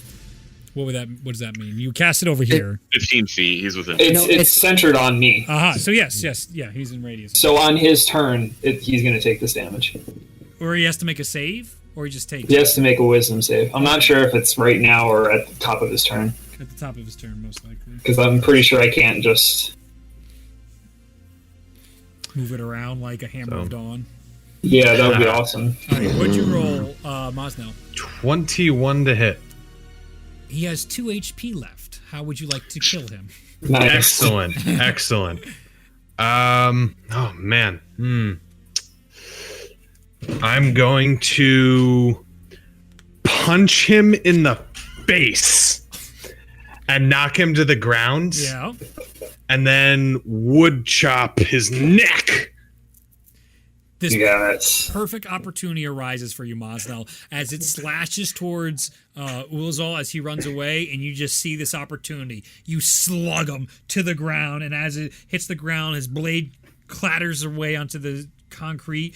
You take up your axe and just woodcutter's axe, executioner style, straight off with its head, and then a little bit like you turn it and cut it in half because you've seen these gross things live without their heads, and the thing is dead and destroyed. Cool. So Reed, I'll leave this up to you, but it says when the creature enters its area for the first time or starts its turn there. So it's not moving, so it's not technically entering. You made it enter. So this is true. I was leaving that up to you. So at the top of its turn, then. Which is now. It regains okay. reactions, and it makes a wisdom save. Oh, I have... 23? Yeah, that saves. It takes half.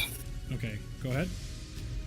So that's going to be 18 radiant damage. Okay.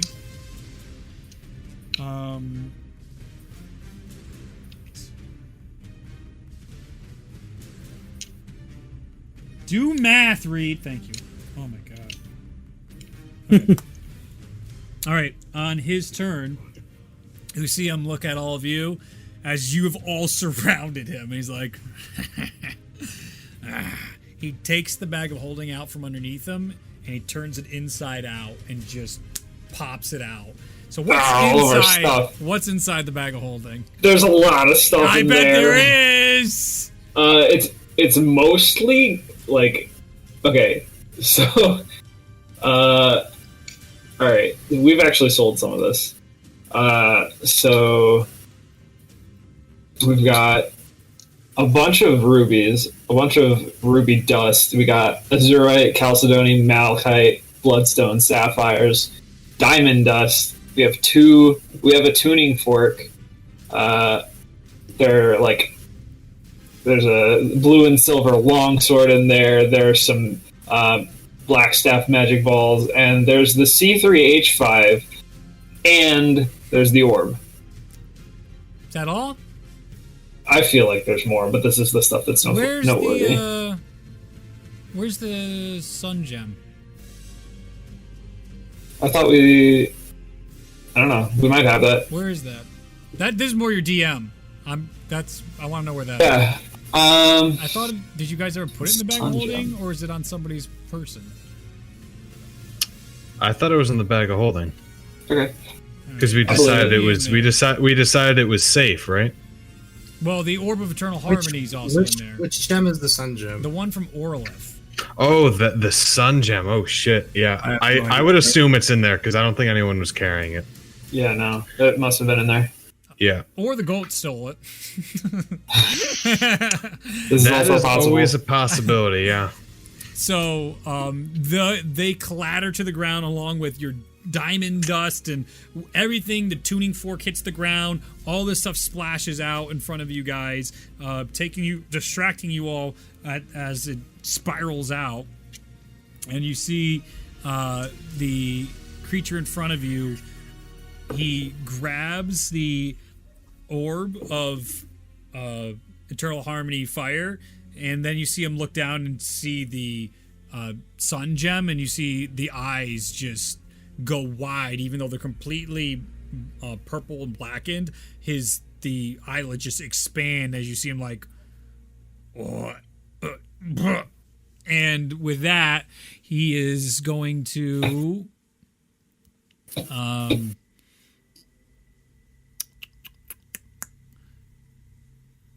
make this call, and you just hear it's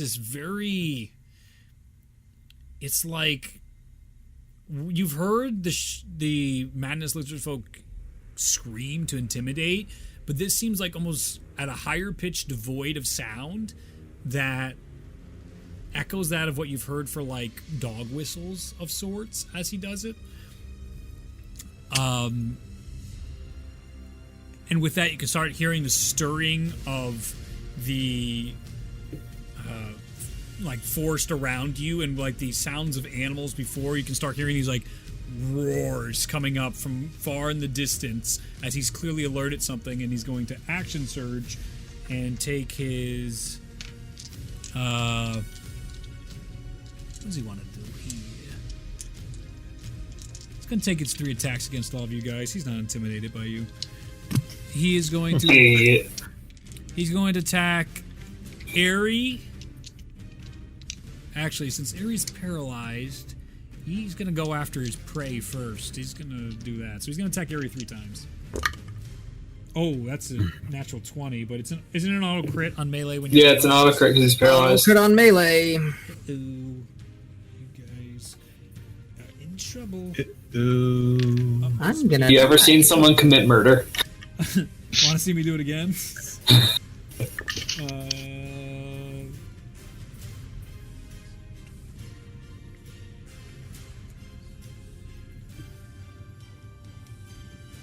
So it is. Well, the first one is 12 points piercing, and then Wait, 12 points? I rolled really low for the first half of it. Okay. And then the next one is 36 necrotic for the first attack. Oh. As the glaive cuts through. The second one follows. Fuck me in the face. You know, you just want to kill somebody. 22 slashing on the second one. Plus 22 necrotic. And then the bite comes down. And that is 36 piercing. And then I go unconscious. So you see this slash down with the glaive and another one in, and then you see this bite go right for Ares' neck and just rips out a portion of his neck and spits it on the ground as you see Ares fall. His eyes wide and in straight just frustration that he can't move at the moment as this thing has restricted his body. He goes to the ground, and now it's going to take its movement to 5, 10, 15, 20. His movement is halved while he's in the radius of Spirit Guardians. He has the thing with rough terrain where he's not affected by it. So how would that? Okay. So it doesn't affect him? It's probably not rough terrain. Land stride is like, it applies to like natural rough terrain. Okay, so still okay. So I do apply it. That will use up all of his movement as he's trying to get out of flanking distance. Ralia, you can have a opportunity attack against him. I was gonna say, that's great. Punch him! Yeah. I have a dagger. Go for it. Stab him. Let's see. If I can. It's not loading. Okay, I'm just gonna roll a die. Go for It's a it. 2, so it's not gonna hit. Okay. As you go to cut at him, it just hits off his skin. You can feel his skin itself serves as armor, and you're just like, I'm going to fuck him up. That's that. That's that. That was his top of the order. He burned his action surge. Okay, so that's gone.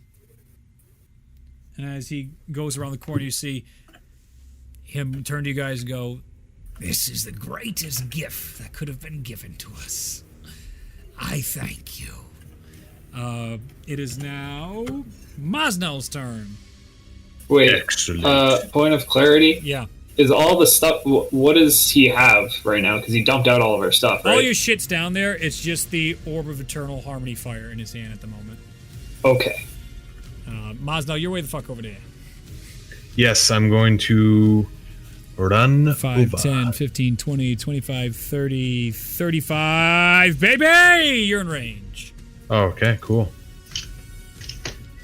All right. Oop, hang on. Give me a second. Look at these camera angles today. So much clear. You can see the action perspirating on your brows. Perspirating on me, too. There we go. Okay.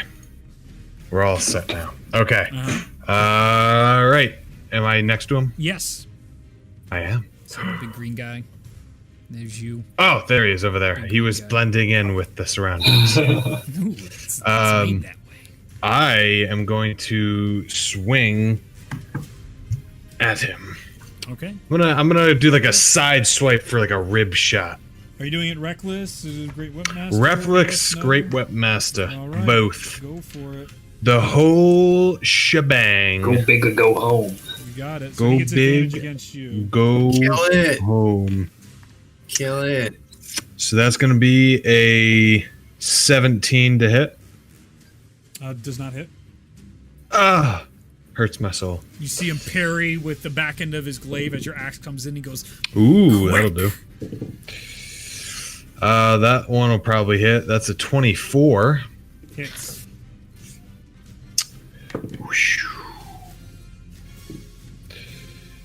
Okay. So that's going to be 12, 15, 25. 25 slashing. Okay. As you cut into him with slashing, you can tell your axe isn't cutting as deep as you would normally see it. As you see him, as you get through his parry, you immediately file up and cut across him. You see him go,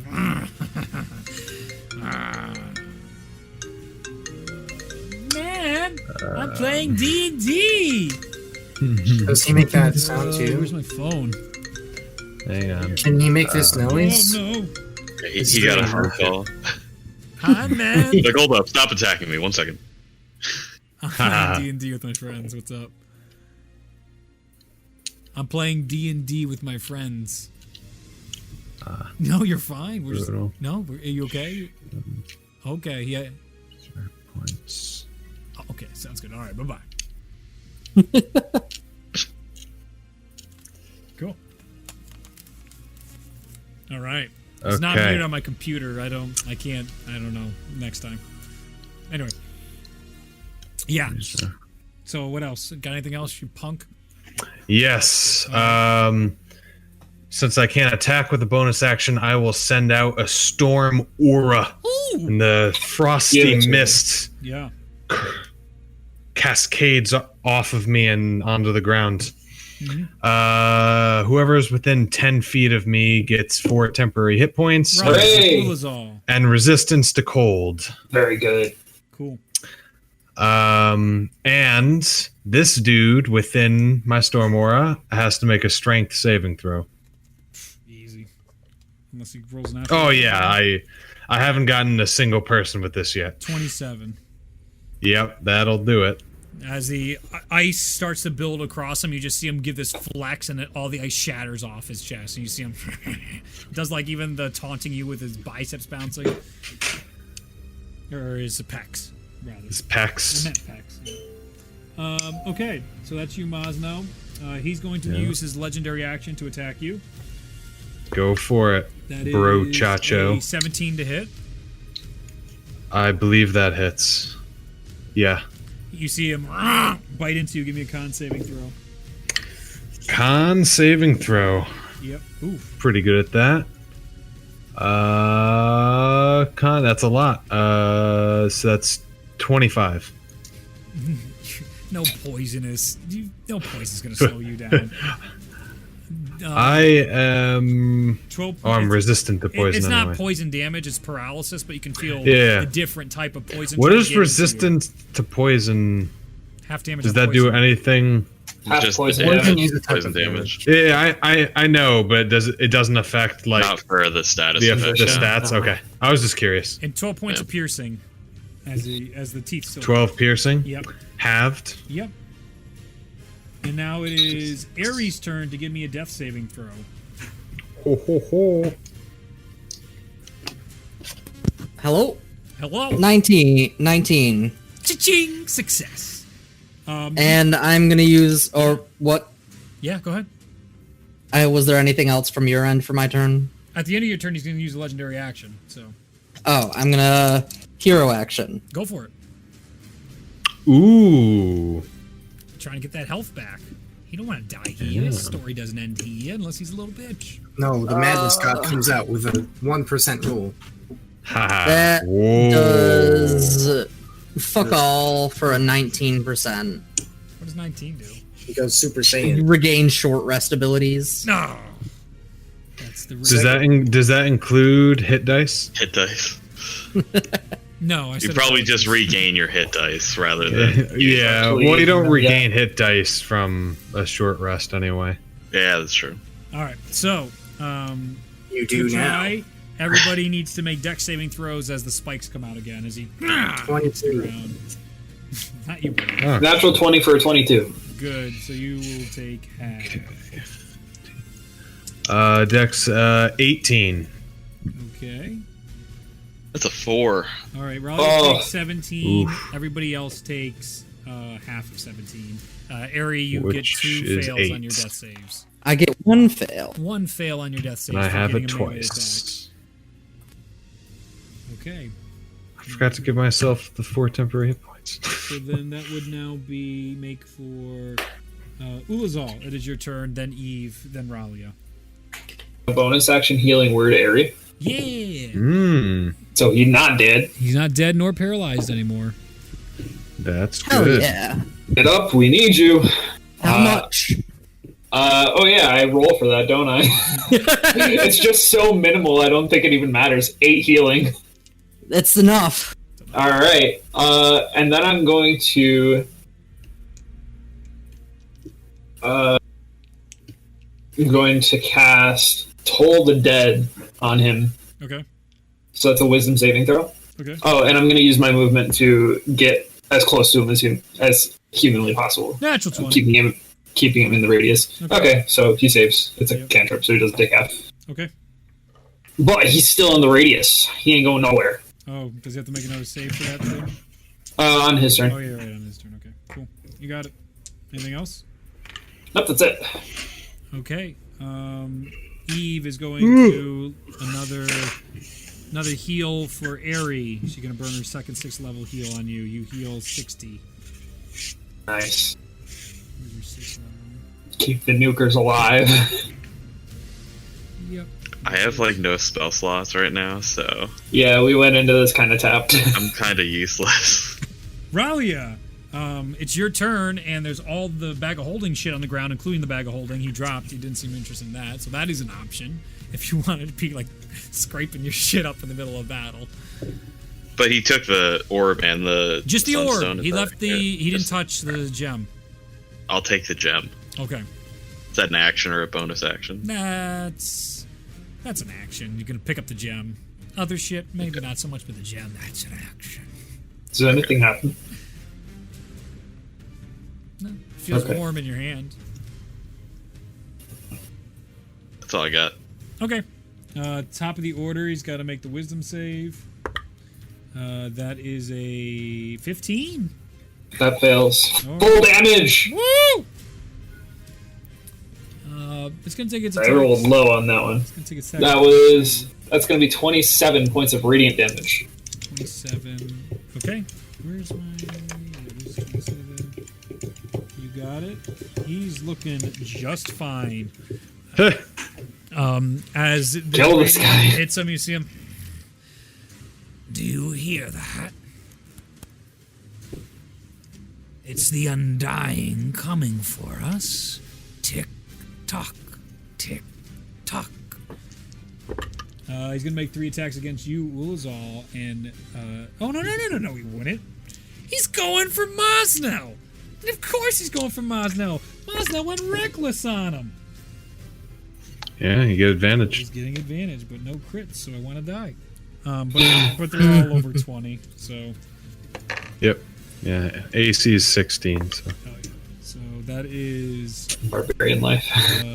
14 slashing, 20 necrotic. 14 slashing. 16's not bad though. 14 slashing, and how much necrotic? 20 necrotic. 20? Oh Yep. shit. 15 slashing, and 12 necrotic. 15 slashing. 12 necrotic. And then his bite, give me a con save. Okay, con save. 18 piercing. For the con save, that is a 22. Save, easy. So he's biting into you and he's trying to get through, but your hides, like his teeth just can't get through. Something about how tight you bound these hides. He's not making connection with his teeth, and his saliva is getting dry now as he's tried multiple times to be poisoning you as you see him. But He did a lot of damage though. But you're cut through you, and the necrotics from its blade just pulsing throughout you, trying to reap into your system and kill you. I don't have necrotic. That was painful. And then he is going to try and get away. So go ahead and make your sentinel. Sentinel. Go ahead.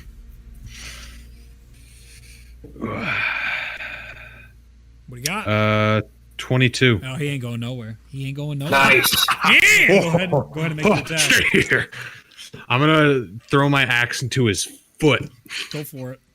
As it stabs into him. Ah! Not a ton of damage, but I did what I wanted. How much damage? Only 10. Okay. 10 Only slashing. 10. Every bit counts.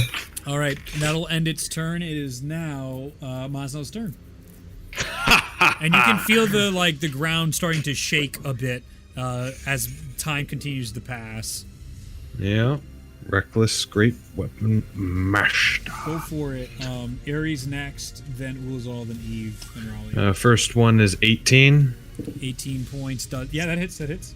18 to hit. Yeah, yep. Hits. Okay. And then damage, that's going to be 23 slashing. Okay. Oh. Wait. Yes, 23. Yeah. Okay. And then, oh man. Second attack is 24 Hits. to hit. Yep. And then, better on the damage. So that's 27 slashing. As you are plowing into him, he seems strong. Like his scales can endure this pain for hours against you. It seems like your attacks aren't doing as much as you thought they should be doing, and he is a built piece of creature. Wow. But you're done damage and you're chipping away. I'm chipping away. And Stormora, he's got to do a strength saving throw. Ooh, give me that sweet, And, sweet half HP. 14. Everyone- What's the DC? Oh! I mean, it's not a big deal, but What's the wait, deal? this is the first person it's actually worked against. What a chump! Because everyone I use this against is like a beefy motherfucker. It's 16. 16.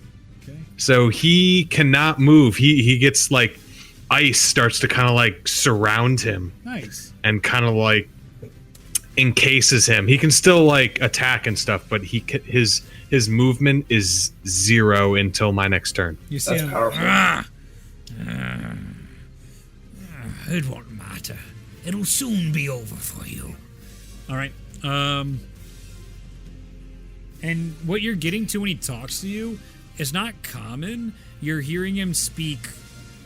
Well, I guess for you it would be common, but you're hearing this broken like native language and lizard folk cutting in and out. Like you're hearing your native language, and then it's coming back. Okay. So, Like he's saying he's saying his tongue in between common words, or yes, and your brain's like automatically filling in what he's saying. oh, the brain's filling. As well. I was wondering if it was kind of like Parthenax. Not so You know much. how, like- yeah, not like that. Like he would talk in English, and but then like say it in and he would like dragon. put in dragon words and then Yeah. and then I wish you would stop saying that word though when we play because it makes me angry. what? I'm just fucking with you, dragon. I was just, Oh, was okay. just I was like, joking. I don't. I was just. Oh, did I offend Reed? No, I'm just joking. What did I say? Okay. Don't say that while we're playing. It's It's too upsetting. Good. It's too good a sh- meme oh. at this point. Oh no. All right. So, awesome move. Good job, Ari. It's your turn. Stand up for half my movement. You got it. You're up.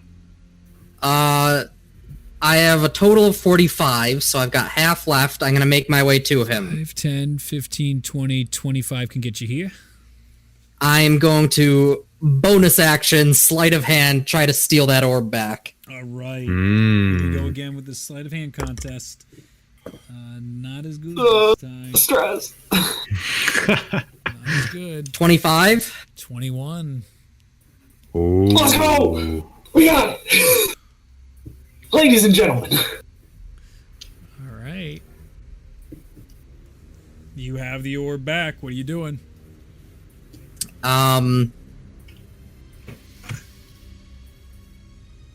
Just kind of holding on to it. What do I want to do? That's your action.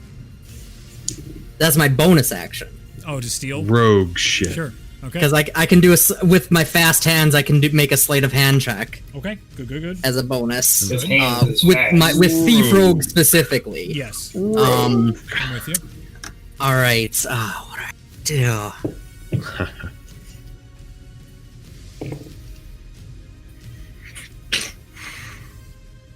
I'm going for it. I am going to back away towards the sun gem. He is going to make a sentinel attack against you. That is a 24.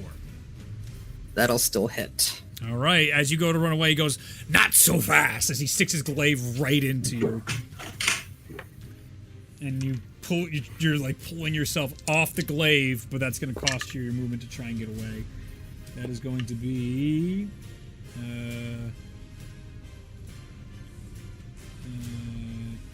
26 points of piercing damage. And 15 necrotic. You said 26? 26 piercing and what the hell did I say necrotic now? I already I'm gonna half the 15. 26 with Uncanny Dodge. Sure. And how much necrotic again? What did I say? I think you said 15. 15, thank you. Okay. Let's see.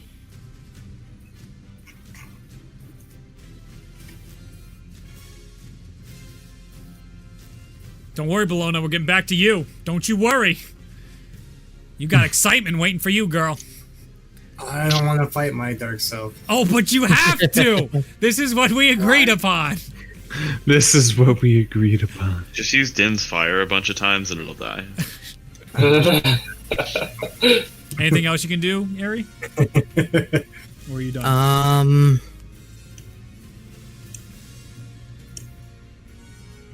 I'm trying to see.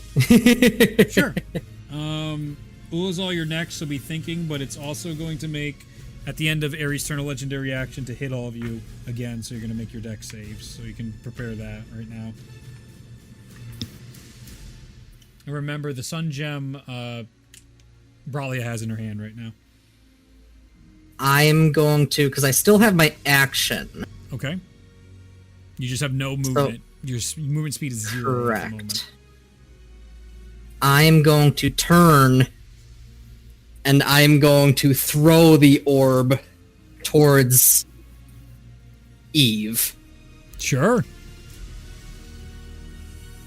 Give me a... Actually, it's just going to be on her. You can make that throw. It's going to be on her to catch it.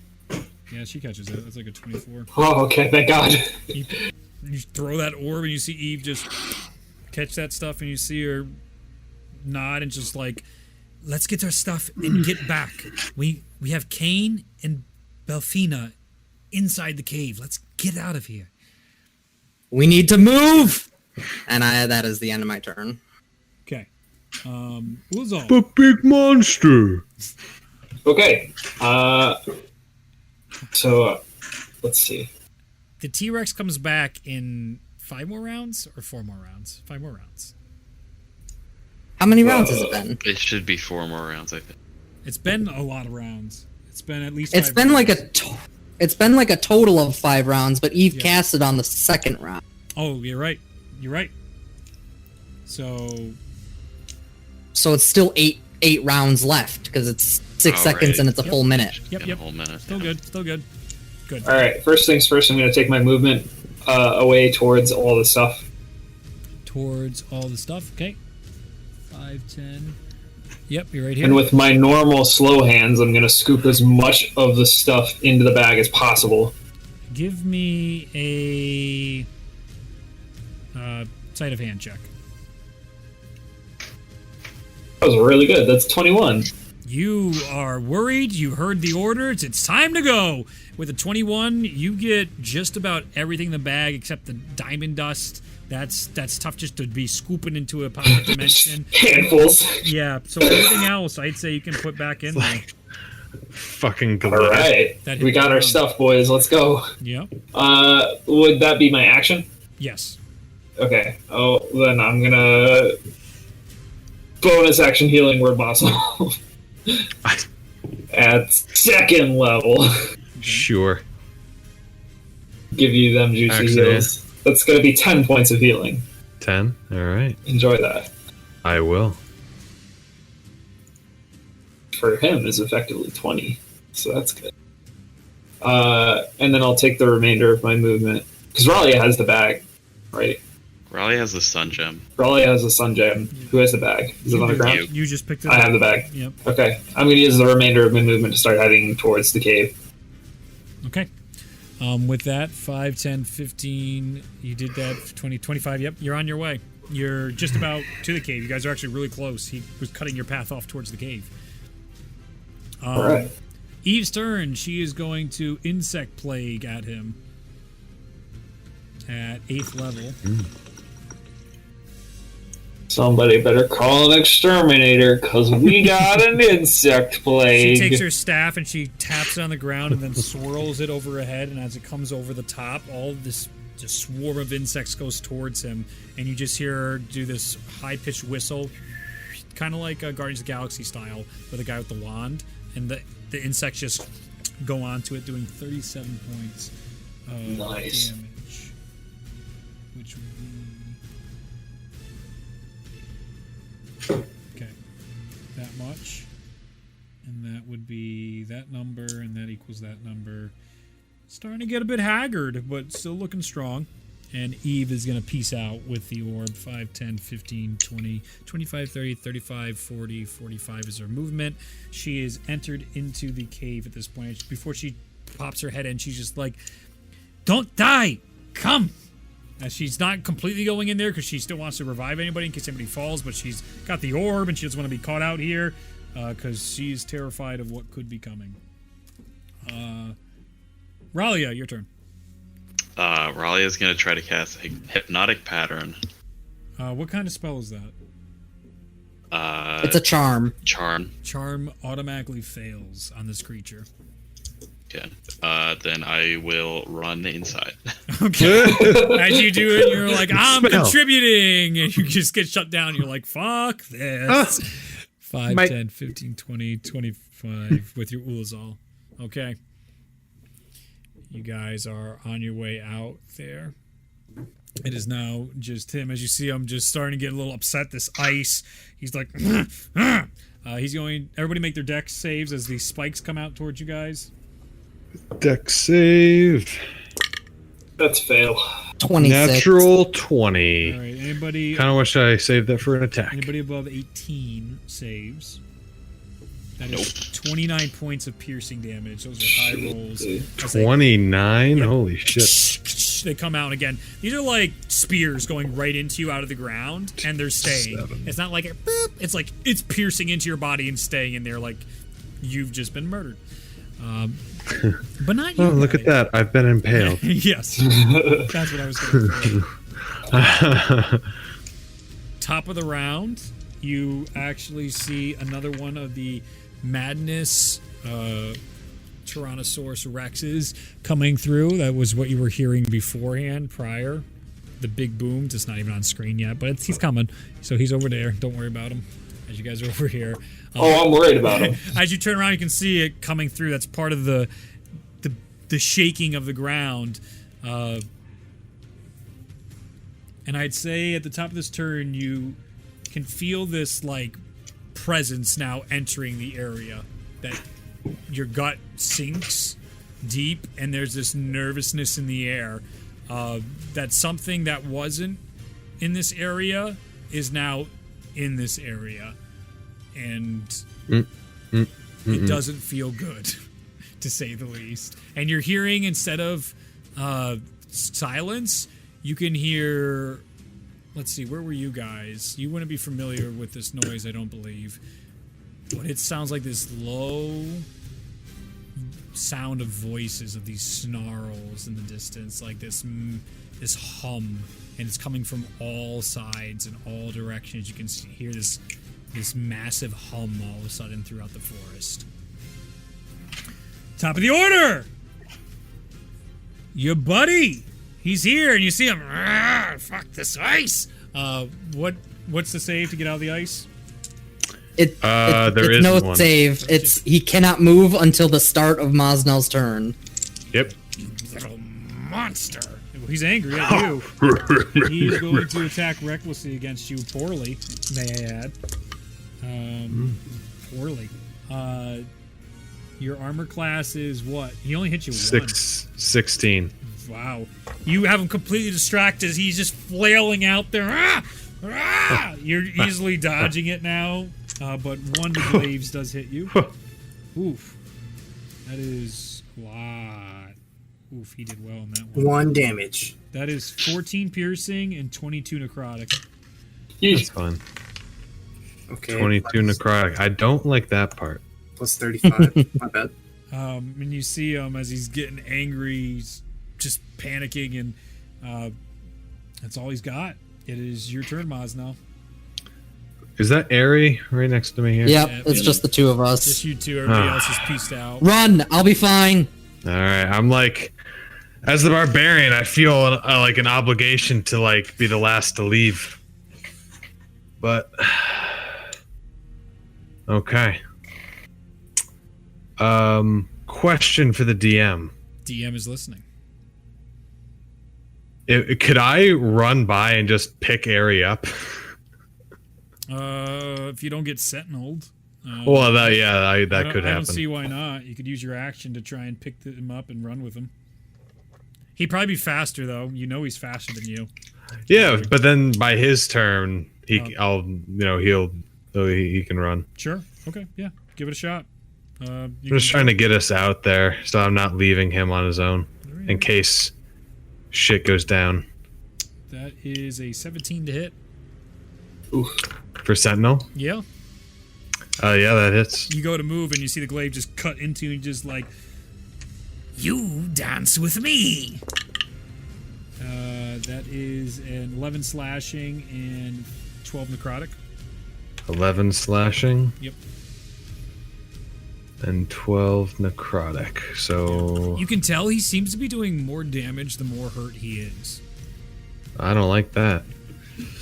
So to hit him or not to hit him? Oh, you want to dance, tough guy? And I'll swing at him. Okay, go for it. I can't go anywhere. Yeah, I mean, you might as well. Actually, I'm gonna stay within melee range and just kind of shift. You can't No, move. I can't even move at all. Movement. Never mind. So Down to 0, but you're right well, there with hang on. Probably Like, would have been. I would have because I was going to him anyway. So I would have moved. When he went to exit range, he would have Right, that's when been Sentinel, sentinel. So I would have gotten to Airy first. Yep. So you're here. Now. Okay. Perfect. That's what I Good wanted. call. Yes. So reckless, great weapon master. Go for it. Use a plate. Ooh. That is a 22. Hits. Definitely hits. Okie dokie. And that's gonna be 16, 19, 29 slashing. Okay. I'll swing again. As you cut into him, you see some of his scales start to be shatter off as his Ooh. he's starting to get worn, but he is still fine. Not enough. All right. Dirty 20. Hits. He's got plenty of life in him and plenty of fight, and you can see that And that's- primal instinct starting to kick in now. 28 slashing. Okay. Okay. It is Yeah. going to take its legendary action to bite you. That is 24. Yeah. Oh, were you done with your turn? No. Well, I was gonna do the Stormora. Yep, go for it. Go for it. So I temporary hit points for myself and for Airy, and he needs to make the strength saving throw. 20 on the save. So he's good. And then 24. Yeah, four temp. Yep. And 24 And then to attack 20. you. Oh yeah. Give me a con saving throw. Don't get a run or you're fucked. Things are gonna get real interesting if you roll. Oh, I rolled a natural 18 plus 8, Darn, 26. That would have been crazy. Anyway, 17 Constitution's points of my shit. How much? 17 points of piercing. Piercing? Yep, So I will that's- half that to 8. As he bites into you again, he's just like, why won't you stand still? Yeah, we need to leave though. I'm starting to get low. This was fun, but fuck I get below 100. I start to get nervous. where's Mansoon? I'm getting freaking scared. I don't want none of the know, ninth level for spells 118? coming. So my max HP is like 180. Nice. All right, it is now. Easily. The top like two two is Rallias. fantastic. That's like 2 Belonas. It is now Ares' turn. All right, I'm. DM question. Would I be able to drag Mosnell along with me at half movement speed? You may attempt to. He already used his reaction to Sentinel, so I am going to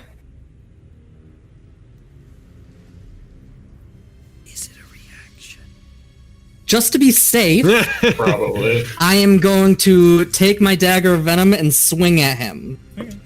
Alright. So that is a 24 to hit. Hits.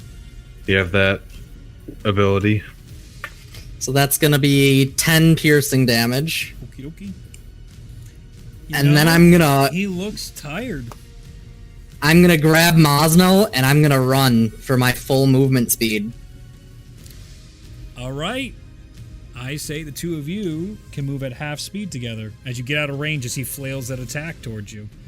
Bonus action dash There it is. Yep. for I was waiting another for it. 45. As you guys catch up to Eve, it is now the group's over here. I'm not moving the camera. We're in the laptop. You're We've over hacked here. the system. You're over here. Like if we just zoom out and zoom.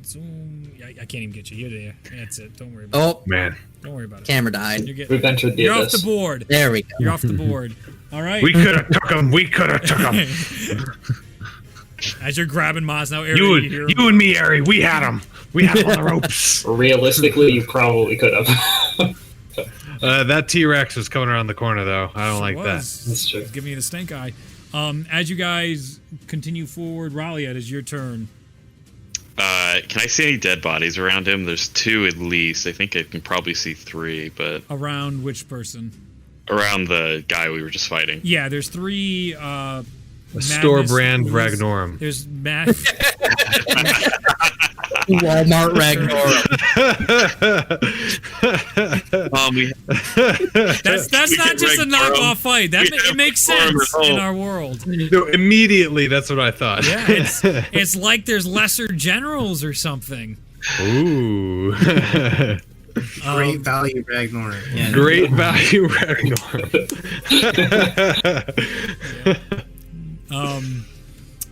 You can see 3 splattered, awful-looking madness lizard folk that are dead, but they are madness lizard folk, so that might be different. Do you trust what would happen? Just gonna attempt. I'm gonna cast Dance Macabre on them. Okay, it's within your sight. Yeah, all 60 feet, which I believe there's at least. There's I just one. ran away from 2 of them. So One of them. You're is gonna from force 60 them to dance? So anything that I can hit would raise and become a zombie or a skeleton. My choice. Okay, I'm gonna say, give me a charisma roll, straight roll. 22. 22. Nice. You dude. can feel this resistance, but you're able to focus in on your magical ability, and you pierce through it, and you're able to grab control of the remaining slosh of parts that are here. Yeah, I just want it to like throw itself at this lizard folk and Sure. run away, run into the cave, All right, you use your movement to run into the cave. You're up there. and I will tell it to grapple if it can. All right. Mm. Good luck with that shit. Yeah. What is it? Oh, it's a natural 20 on my guy. Forget it. Don't even roll. It's not even What roll. is this? It won't beat him. So, at the top of the round, as you guys look straight out and like coming around from the shit. temple that you guys came from, you start to see like all these madness lizard folks falling on top of each other as this massive like horde starts coming around the pyramid, and you can see as they're all falling on top of each other. Okay. It is now his turn. You see him, he's still stuck there till Mosnell's turn, so you see him just attack and shatter the zombie in front of you. That's a natural 20. That thing's dead as dead. So that thing just gets cut in half, and you see him just trying to stab at the ice he can't get out of. Good to know. Everyone's in the cave but Ulazol at this point. So Mosnell, Airy, Mosnell and Airy, is there anything you want to do on your turns as you guys are in the cave? Otherwise, I'll skip you and go right to Ulazol. I just don't want to rob you in case there was something you could have done. I want to run back and attack the Brand Red North. Are you sure? Is that what you'd like to do? Are you sure? I'd like that very much. I can take him. I'm going back.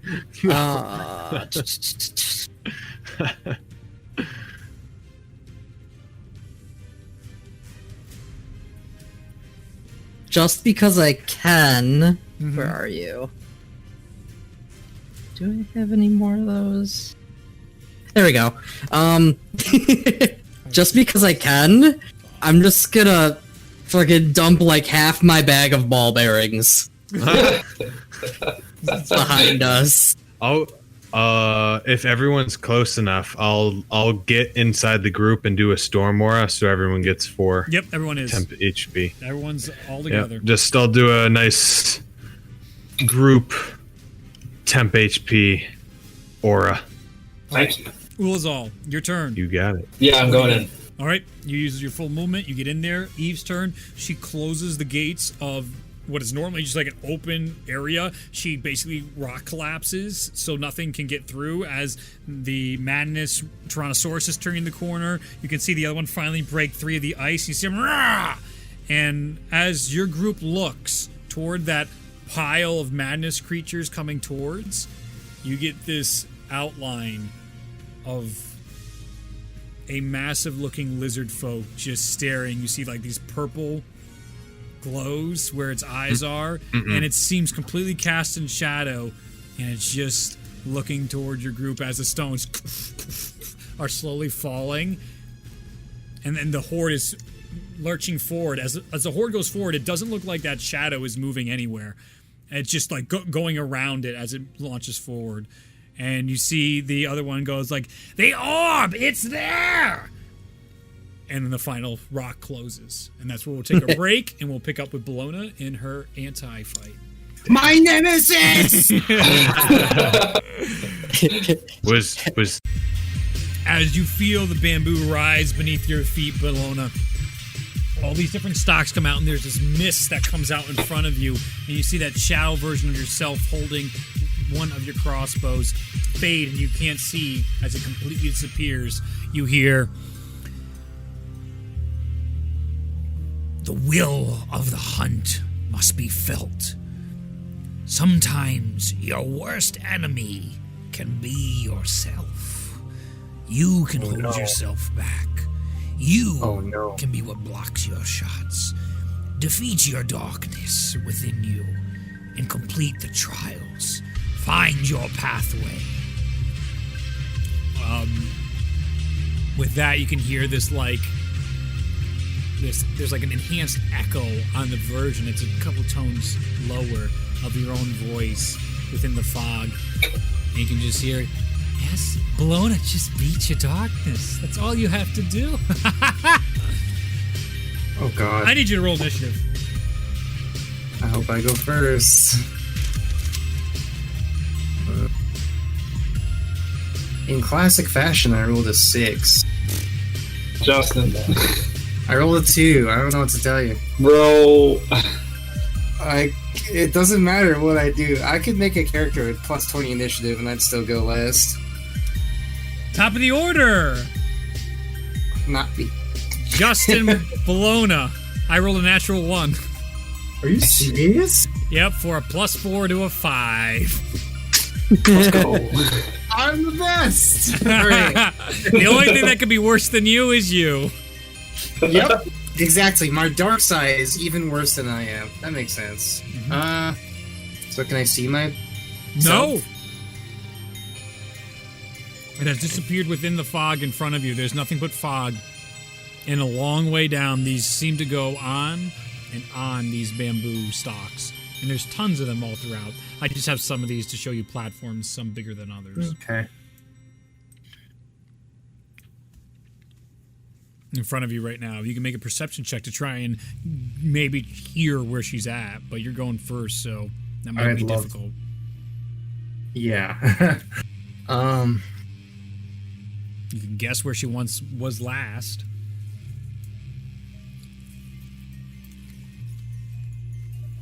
actually make this easier because as long as you're within the smoke, you can't see her in the fog.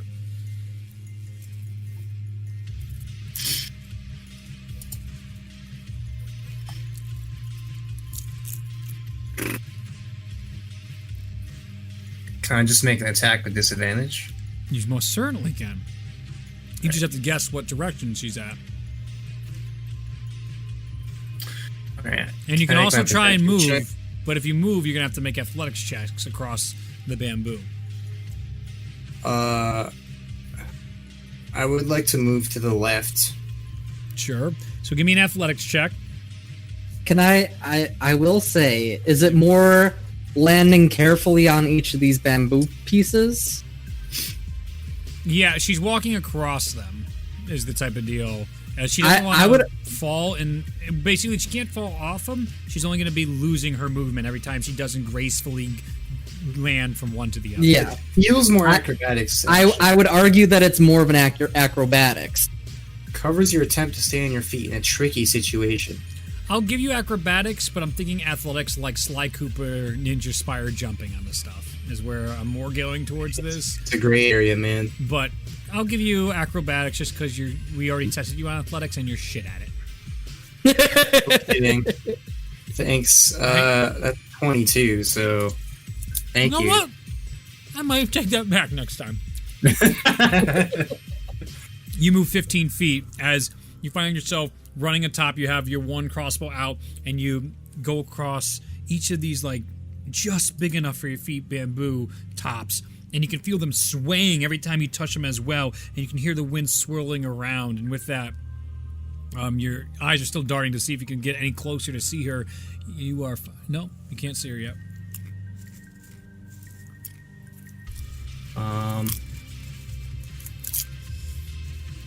So I can't see her? Not yet. You have 15 feet of movement. You've gone so far. You can go more to try and close the gap. He's got to make more checks. The risk reward of this fight.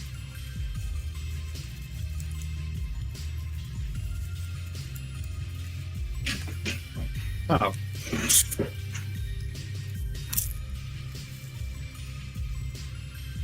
What do you want to do? Cheese it? I'm just gonna cast a 4th level locate creature. Okay. Read that to me.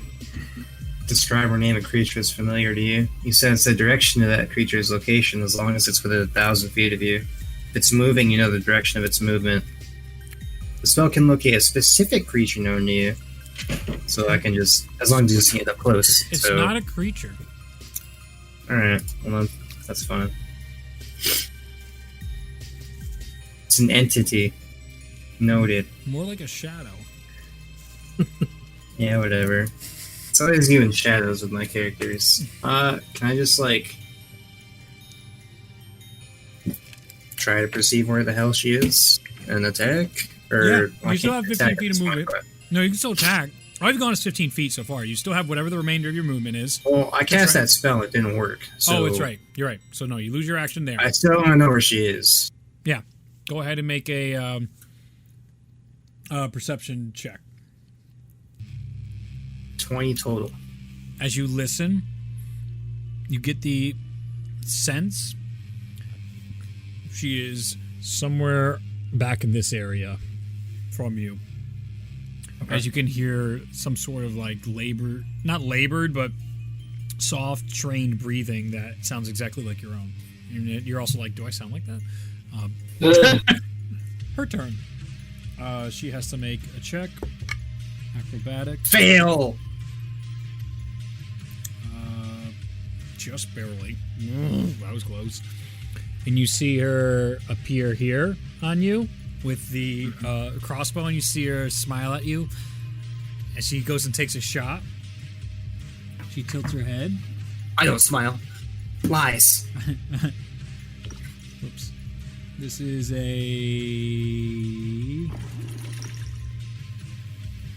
23 to hit. Oh, it fucking hits. As the arrow comes out, and you're like, that's my arrow! Buries into your chest the first shot. It's going to do 9 points of piercing damage into you. Okay. bonus action.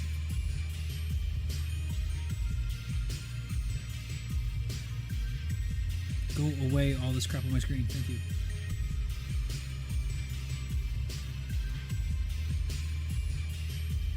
She's going to use War Priest. She can make one weapon attack as a bonus action. You can use this feature 4 times a day. Yep. She's going to do another one against you. Yep. That is a 28 to hit. I feel like nothing's going to miss at this point. If it's not a natural one, it's probably going to hit. That's going to be 22 points of piercing damage as she shoots another shot, and she's like does a flip as she shoots the second one into you. Why am I so good? No. And you see her. Do you feel that? It's Oh, God. everything fading away from you.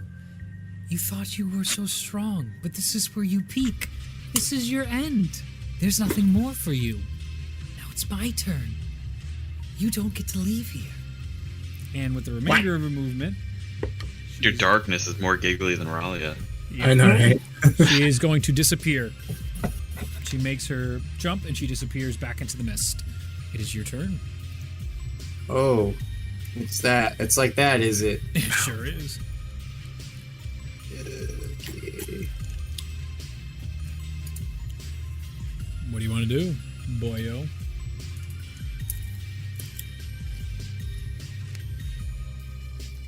Have I used my hero action today? Nope. Don't believe so. I don't think Nobody has but me. so. Just wanted to make sure.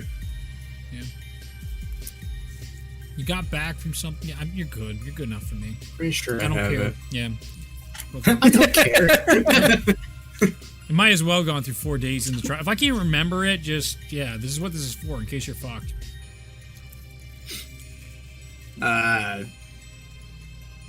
This is absolutely horrible. Uh-oh.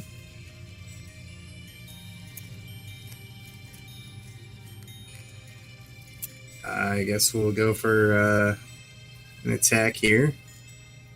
You don't want to move? Try and get a clear shot at her?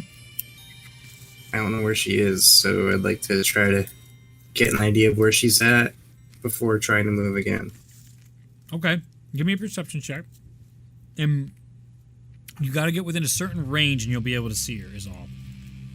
That's how thick the smoke is. But moving up, as you're moving through and trying to guess what direction she went in, you'll be able to see more of her if you guess the right way.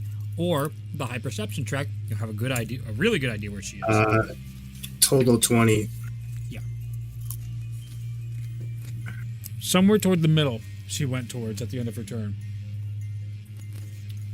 Alright, I'm gonna try to jump forward to that first bamboo pillar. Give me an acrobatics check. 17. Easily. Taking your crossbow bolts out of you and they snap as you come out. You're like, could have used those. And throw them to the ground. You focus. Try and use your divine sense, your heroic blood, your legend that builds every day in Zenya, and nothing fucking happens. You're like, fuck it then. And then you jump over toward the ledge, and you can see her right there. Ah, I've got you in my sights.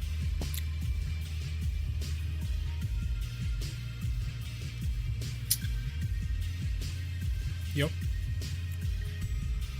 Alright, we're gonna attack Go for it. with the old sharpshooter feat there. Oh, Gotta get that extra damage in. yeah. We've got a 18 to hit. Hits. Should hit. I know my AC. I know. We're on a pretty even playing field about knowledge right now. Yep. Alright, so we got looks like that's 22 piercing. I have some extra stuff to do here. Okay. From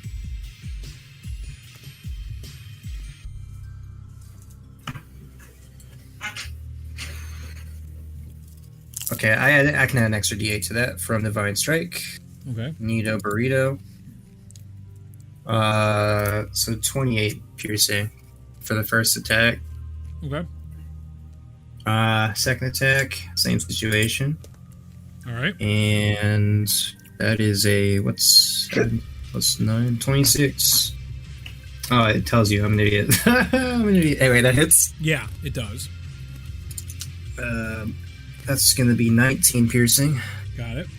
Each arrow passes straight through her, but you see like these cracks of blue, almost like lava cracks, but on her skin passing through. You see it like lights up, and she's like hollow on the inside as each of those attacks go through. You see her frown at you for the first time. You see her hiss at you. I'm gonna bonus action to healing word myself at freaking 5th level, because Go for it. yikes and Reno. Actually, wait, yeah. Okay, I heal for 11, Okay. and then I'll use my hero actions and see what I get from that. Okay. So that's a D100, right? Mm-hmm. Okay. Give me action surge, baby. 45. I don't know what that does. Double my movement speed until my next turn. That's actually pretty helpful. Okay. If you I've get used away 15, right? You've used 15, so you have another 45, 15. right? Yeah, you have 45 feet of movement, which can be extremely helpful to give her disadvantage if you disappear to the I'm gonna see if I can make my way all the way across. Okay. Which direction? Let me zoom out. Do you want to go this way or this way? Yeah, up. Okay. All right, go ahead and make it'll be 15, 15, 15. Get over here. I need Natural acrobatics on each of them. Okay. 20 total for the first one. You got it. You jump up and you see her staring at you, trying to keep track of where your jumps are. 14. At this point, 14. I'll actually even say it'd probably better to go here, because then now you disappeared. Okay. 14 just barely makes it, though. Is there You're another one I can go to? You're leaning back, and then, yeah, you can, over here would be the next one. 30 feet. Yep, we'll go for that. Okay. Go ahead and make your check. 19. Wow, Easily. Big one. So you get over there, and silently on this one, you're at 45 feet over here. All right. Anything else? I'll rest my case there. I think I'll just chill there. It's her turn. She's going to try and perception check you. Your perception bonus is 9. 9. Give me a stealth check.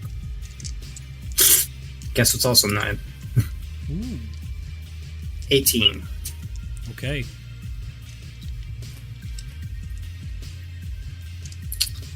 Although my passive perception's 19, so I mean I don't know how you want to play that, but Don't worry about it. We're in combat. Shit's happening. You feel a crossbow bolt go wide in one direction as you hear it's near you, but she doesn't know where you're at. And second attack. That's good. She's gonna blindside hit you for 21. yikes. 21 damage or 21 to hit? 21 to hit. But yeah, it hits. So you just got lucky, and that's gonna be 20 points of damage Yikes. on the first shot, or on that shot, because it hits through. You're gonna see her, and she's going to bonus action healing word at first level. Where's that healing word? It's gonna be a attack, healing word off, is it? Maybe. Let's see. So That's how it feels. She goes up. You can't hide from me! As the bolt enters you. It is now your turn. I'm gonna continue trying to hide from her. I'm gonna make my attacks at Disadvantage. All right, you have the general direction because she shouted at you. From where she shot at me. Yeah. Yep. All right, we're gonna use the sharpshooter feat again. Here. Go for it. At disadvantage. Yep. We have a 20 total. 20 hits. Okay. That's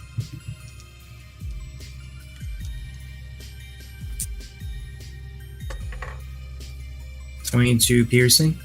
All right, you hear this high-pitched scream Not like a horrible one. It's more like a yelp, rather. And you see her just like, how is that even possible?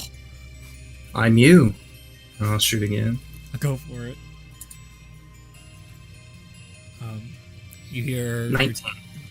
19 hits. You hear retort. You're my weakness. Gah! That's the second one hits. That's 18 piercing. Nice.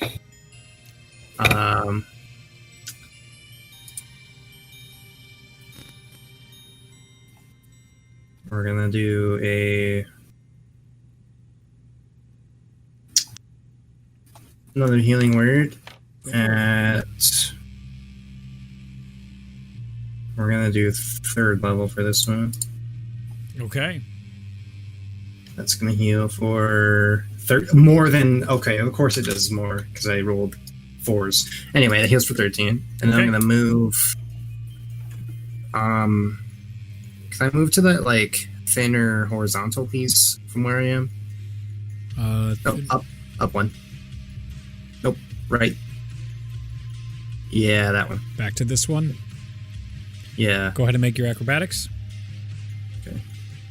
As you run upon the bamboo stalks. A 14. Just barely. Whew. Just barely making it. Lots of 10s. All right. End of the turn. You hear your anti-self go, she's cheating. She's cheating. This is cheating. And all of a sudden you see all the smoke push back for a second. She goes, I'll show you cheating. And she has a torch inside her hands. And you see her light the bamboo stalk. And all the bamboo stalks light on fire on the top. You see this all the way on the top. And she jumps down with it. Like she takes out one of her knives. And she's dragging it down the bamboo stalk. And you yourself find yourself going down as well because you can't stay on top of these, and you go to the bottom, the ground floor. The mist is still down here, but now above you is all this orange cloud of glows. So there's this light above, and down here is just you and her inside this field on the ground. Okay. You can hear some footsteps come up upon you, and she's going to make her attacks.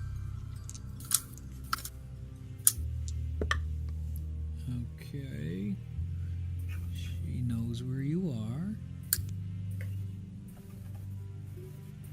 And she's going to 25 to hit. Yep. And that is 18 points of piercing damage as the bow shoots through, and then all of a sudden you feel this jump onto your back and a knife at your throat, and you see her being like, only one of us gets to leave, and it's not you. Your story ends here. As she tries to cut across your neck. That is pitiful. 10. That doesn't go through. You put your hand up with the back of your gauntlet, or what armor you have on your hand, and as it slices through, it just slices the back of your hand, doing no damage, and she curses and goes back into the mist of the fog, and you just hear this laughter coming from all these different directions. It is your turn. Unsettling. You can start hearing like the drums beating in your head again that you've been hearing throughout these trials. They start building up faster and faster as you're now like you're turned around. You can feel those stalk at your back, the glowing fires above you. To try and get her direction, you're going to have to make perception checks if you don't want to shoot with disadvantage, because now her voice is echoing everywhere, and you have to try and isolate where the voice is. I'll try to make that check then. Okay, go for it.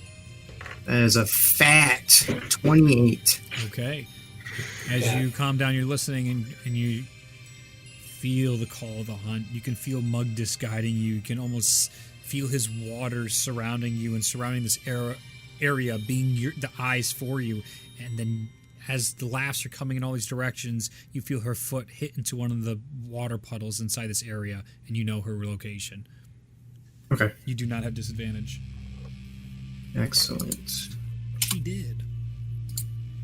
I'm gonna... No, she did.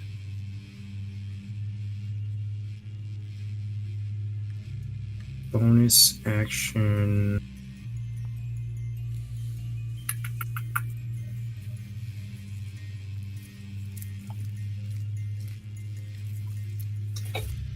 Bonus action magic weapon at 6th level. Okay.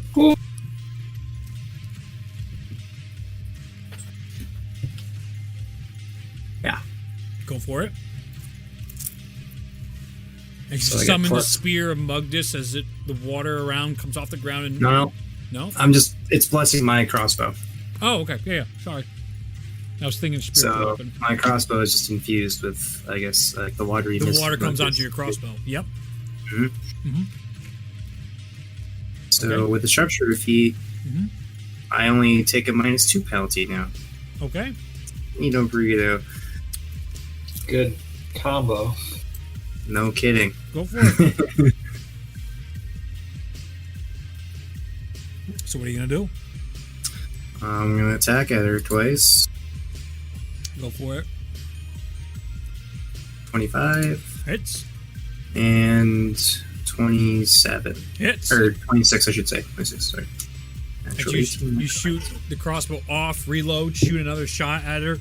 You can see it's like cutting through the mist down here. What's the damage, boss? We've got 23 piercing Okay. and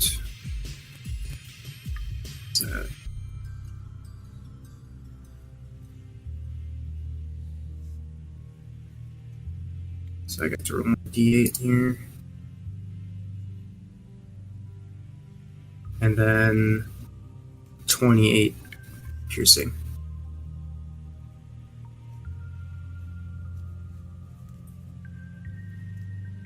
How do you want to do this? Nice. Yes! Got her. The magic weapon. What was the last thing she said to me? I'm trying to remember. She said, Only one of us makes it out of here. only one of us makes out of here, right? Yep. I'll just say I guess I was the better hunter. And you Shoot. as Hit the her first- square in the face. Yep. The first shot barrels into her, and she looks up to you as you say, "Guess I was the better hunter." And the arrow right into her head, and as it does, all the fog fades, and you see all the pillars sink down, all the bamboo fall to the floor. Would you like to know how much HP I had? How much? 30. Oof! And that was a ton of healing. I was No, that's what keeping meant, track. like, Yeah, I was healing like she was one good turn away from killing you. yeah. That's why I was like, I feel like if I don't just end this, I'm gonna die. Yeah. Oh, love it. Oof. Good shit. Thank goodness. All right, let's get the next music in. Cool. Well, now I can do hunty things. You Hell yeah! You go You back. did it. Hey. I killed myself. You pick up your bow. You get your crossbow back from the one she took from you. Figured. Let me just get the music for you. I didn't even have to use any of my divine strikes. This was great. That's pretty great. Hmm. Yeah, this is good enough. I like this. All right. So then music. You pick up your stuff. You dust yourself off before you head into the next area. Do you want to do anything? Heal myself. Go for it. Cure wounds myself at 3rd level. All right. Ooh, that's 21 points of healing. That's what I like to see out of my cure wounds. Lots of 7s. Feels good. 3, 7, 7, 4. Thank you, D&D Beyond.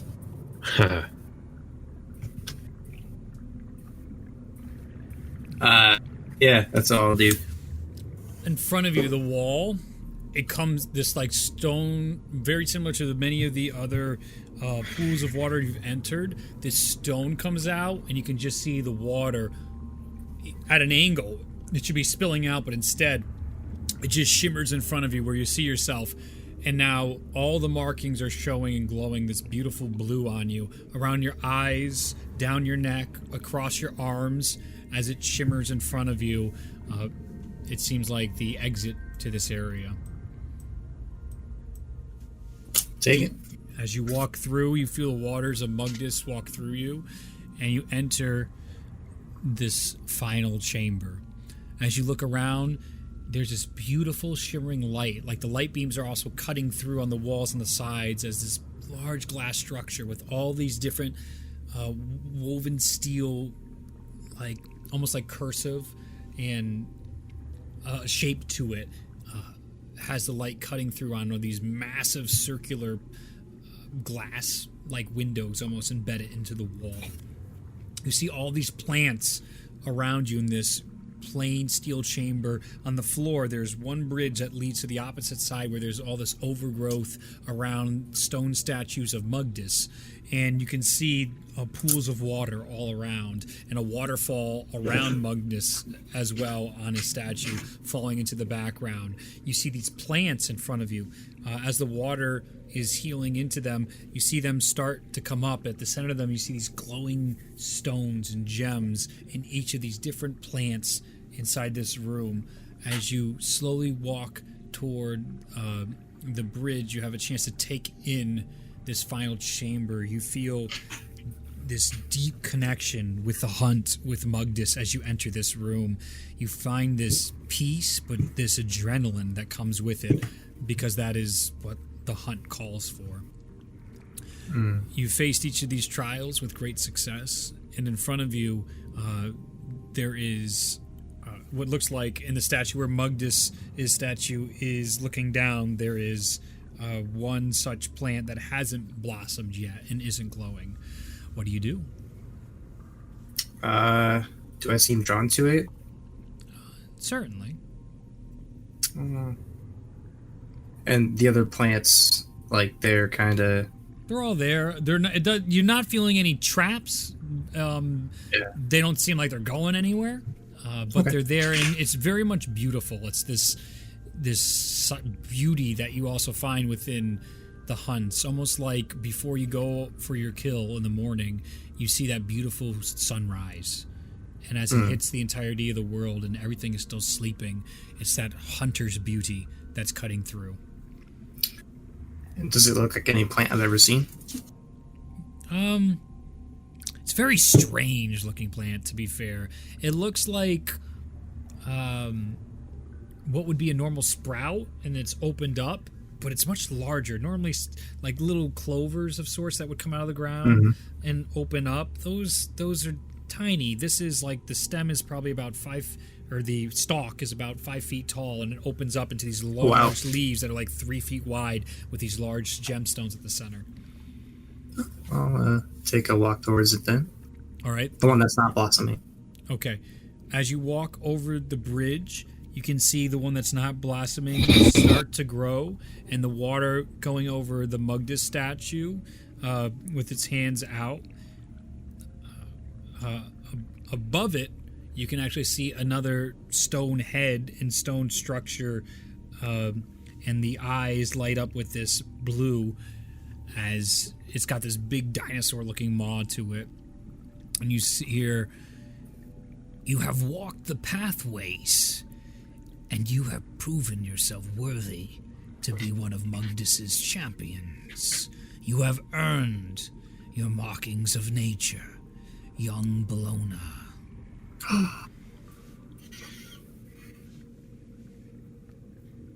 What do these markings of nature do? What do they mean?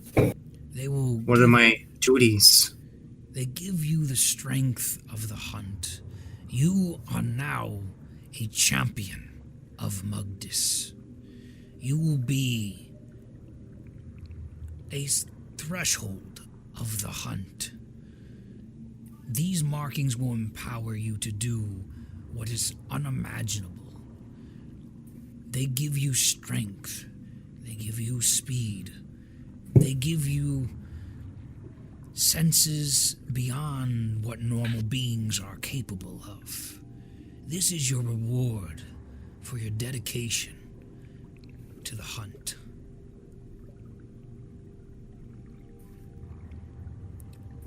I wouldn't have it any other way. It's the only thing I've really truly known and aspired to my whole life. So I just feel grateful to Mugdis for finding me.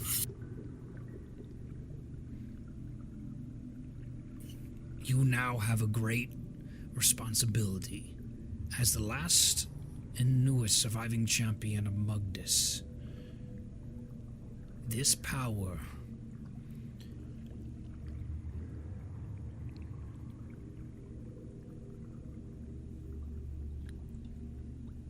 is something that will make you the greatest hunter in the world. I thought I was already doing that. There is another who once adored the same markings, who once was a champion of Mugdis, but is no longer. He is still the apex hunter. What's his name? His name is one all too familiar to my own. You know him, or this world knows him, as Ragnorum Gekon. Ah! Yeah. Yeah. He is my dark half. As you look up into the stone, you start to see the outline of a large lizard folk-like creature carved into stone with the glowing blue eyes behind Mugdis.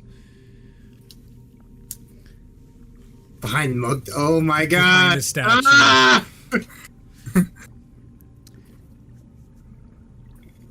I was the first champion of Mugdis. I was the first to pass the pathways of nature. With that came the great responsibility of the hunt. I guided all those who dared follow in my footsteps.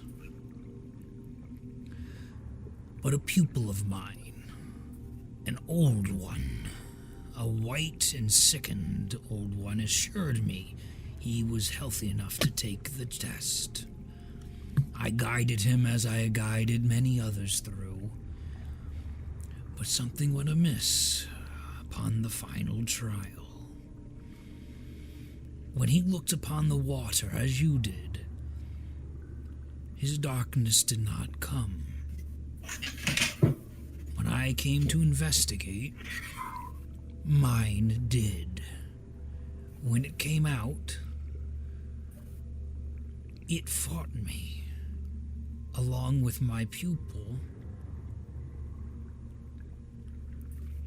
That was but a mere illusion. Whoever my friend was no longer. He used this artifact, a hand from an evil deity, to try to strike me down. They tried to overpower me, and through my many years of dedication to Mugdis and being his champion, I had achieved what you mortals would consider godhood.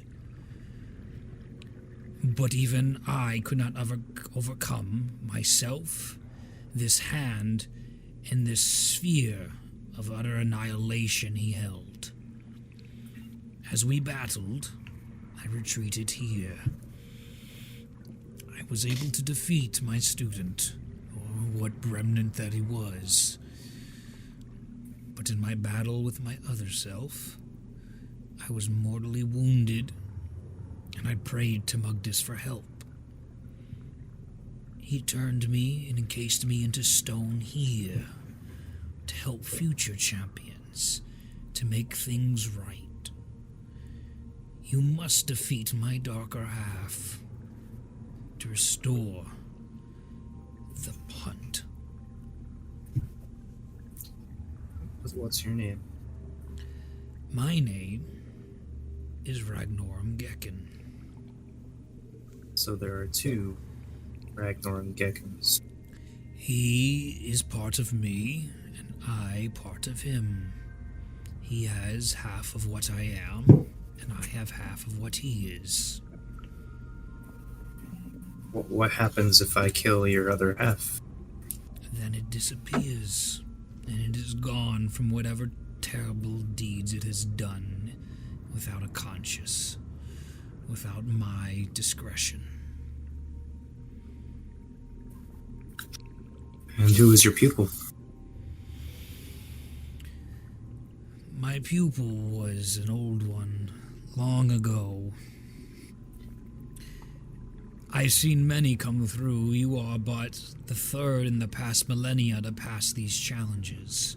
The third? The only two would be Cain and Eve. They brought me here. Oh, how are they doing?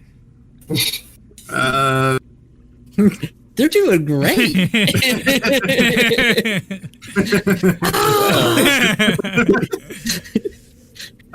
Kane seems to be fine. Eve just recovered from some sort of affliction. So I think they're doing well now. They are incredible followers of Mugdis, and they embody the hunt. But Cain is not strong enough to be a champion, and Eve is already claimed by another. So the responsibility falls to you. So you're saying Ragnorum is my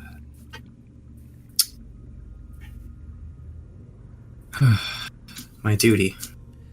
More my mistake that burdens you and everyone who follows the hunt. My weakness, even when I thought I would be strong enough, escaped me. My pupil that you asked about, his name is long forgotten to me, stolen with many of my other memories that reside in my darker half. I wish it was clearer, but I have been here since the first gods drew upon the world. And I will continue to be here until the end.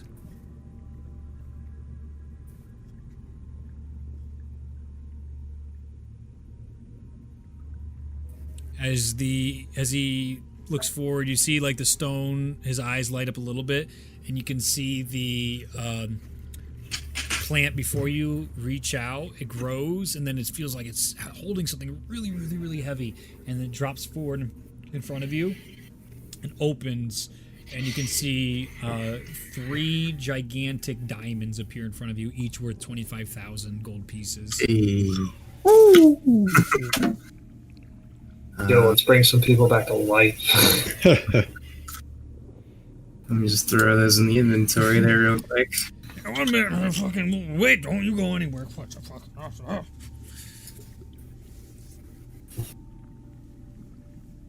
It's a diamond plant. Notes worth 25,000 GP. All right, cool.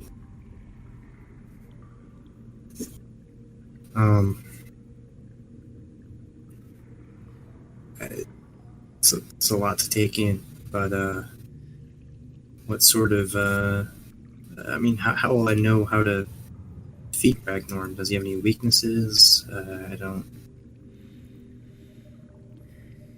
even really know that much about him. My conflict is I have been stuck inside here. I do not know how he has strengthened himself over the years. The many, many years I've been separated.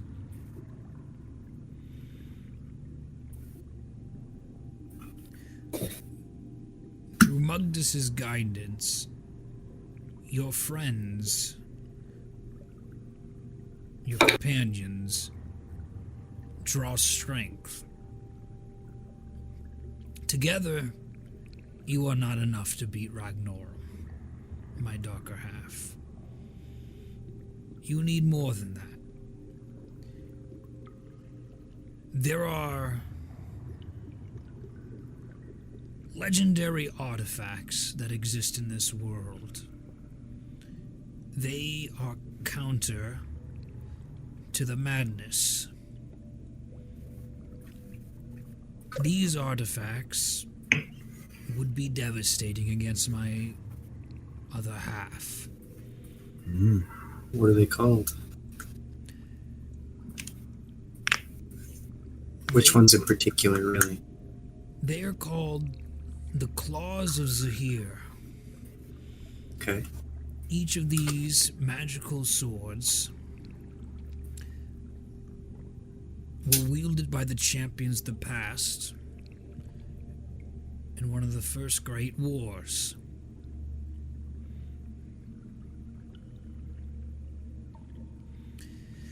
This was a troubled time in our past, and such weapons were crafted in dire need of balance in this world. I do not know the locations of such artifacts, but they are not the only ones. Regrettably, only followers of Zahir know the locations from when I was alive and free to walk the earth. Zenya. Right. You mentioned madness. What do you know about madness? One of my friends, I travel with is afflicted with it himself. What knowledge I had of the madness resides in my other half. What I do know is only of the affliction. Okay. Good to know.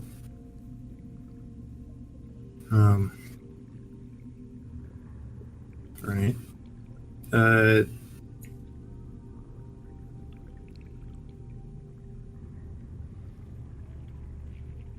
I feel much closer to Mugdis now, not only from being in this special place, talking to you, but also having passed these markings of nature.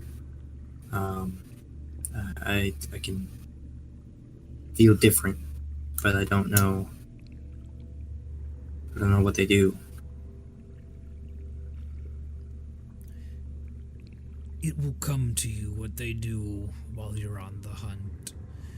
Mugdis's blessings follow you, Belona. You have a difficult path ahead of you and your companions, but I do not doubt you can triumph. There is but another honor waiting for you in the path of the hunt. Slay Ragnorum and it awaits you. Very well. In front of you, you can see the altar of Mugdis in the pool once again is glowing.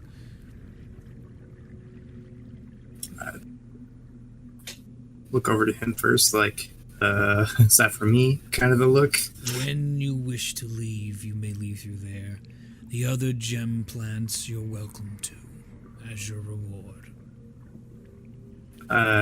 Do they do anything special, or are they just extremely potent gems? They are some of the rarest gems used for magical means. Very well. I'll take a look at those before heading out. All right. Of them, there is one amber piece worth 25,000 gold pieces. There is a ruby piece worth 10,000 gold pieces. There is an emerald piece worth 10,000 gold pieces. There is a sapphire piece worth 10,000 gold pieces. There is a pearl worth 25,000 gold pieces. Ooh. And there is a... what the hell was the last one? I'm going through the colors. Zach's so excited. I can do so much magic. There is a peridot Or 10,000. What kind of sapphire is it? Blue. Blue? Blue. Just wanted to make sure. Yep. And what was the other one? Peridot? Peridot. Yep. Is there another type of sapphire? In D&D Beyond, there's black there's a bunch. sapphires. There's Black. star Yellow. sapphires. Yellow. Elemental gem. Blue sapphire. I was like, sapphire's blue always. No, Ryan. Sweet baby. He says no. All right.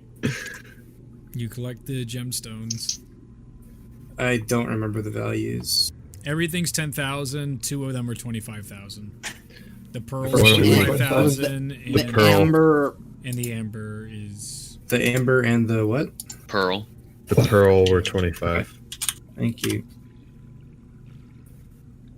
Is the pearl plant shaped like a clam? no. They're all sacred plants. If only. So, we're going to talk about how Ragnar's a heartless. When we kill him, is it going to make a nobody? No. I'm not quite harmless, but sure. Heartless. Is that from Kingdom Hearts? Yeah, it is. No, it it's wasn't from intentionally based on Kingdom Hearts Ragnar here, but Welcome to writing. yeah, Everything you come up with has already been done. I'm fine with it. It doesn't matter. I'm trying to show off here. All right, so do you leave? Is there anything else?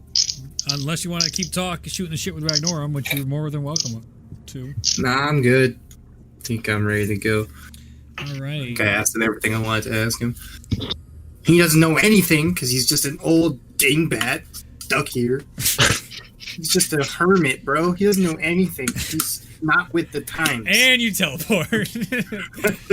As you show up, you see Get with the times, the wall old is man. crumbled, and Kane and Belfina are like, what's going on? As the entire group's running towards you guys on the pad, and Eve's like, we have to go. As you're getting up here, you guys come together, and you can see Belona's markings on her. Belona, your markings of nature have been added to your inventory. Don't attune to them just yet. They can change color to whatever you want them to be. They can reflect your mood. When you're in combat, they blend in, so they instantly camouflage. When you're in combat, Nutty. and you may now attune to them to see how broken you are now. Oh no! Here we go. I don't see them, but They're in your inventory. Markings of nature, wondrous item. Refresh the page. Oh, that's the problem. Yeah. Refresh the page. That's the problem. There you go. There they are. I need some sort of protection. Get out of here. That's Dropped you a little something on your character page. Why did you give this to me? This is it. What? Okay. You should make sure you check your skill checks too. Oh, I did. That's the first thing I noticed. I'm not gonna say anything. I'm just gonna throw a number out there when I have to check for something, and you guys are just gonna be like, "Excuse me." You feel the Man, powers. I'm really upset I didn't get to go. Sucks to suck. Should have been cooler than the little bit you were. That hurts me. This is what Ragnorum meant when you would feel the power and you would understand as it goes. You can understand the strength that these markings give you that flow through Cain, that flow through Eve. Quick, put us into combat now. As you teleport to Nature's Hold. As you teleport to Nature's Hold, that is where we're going to end the session, as she has the orb of elemental eternal the orb of harmony, Eternal harmony fire. I keep wanting to say elemental orb because it is.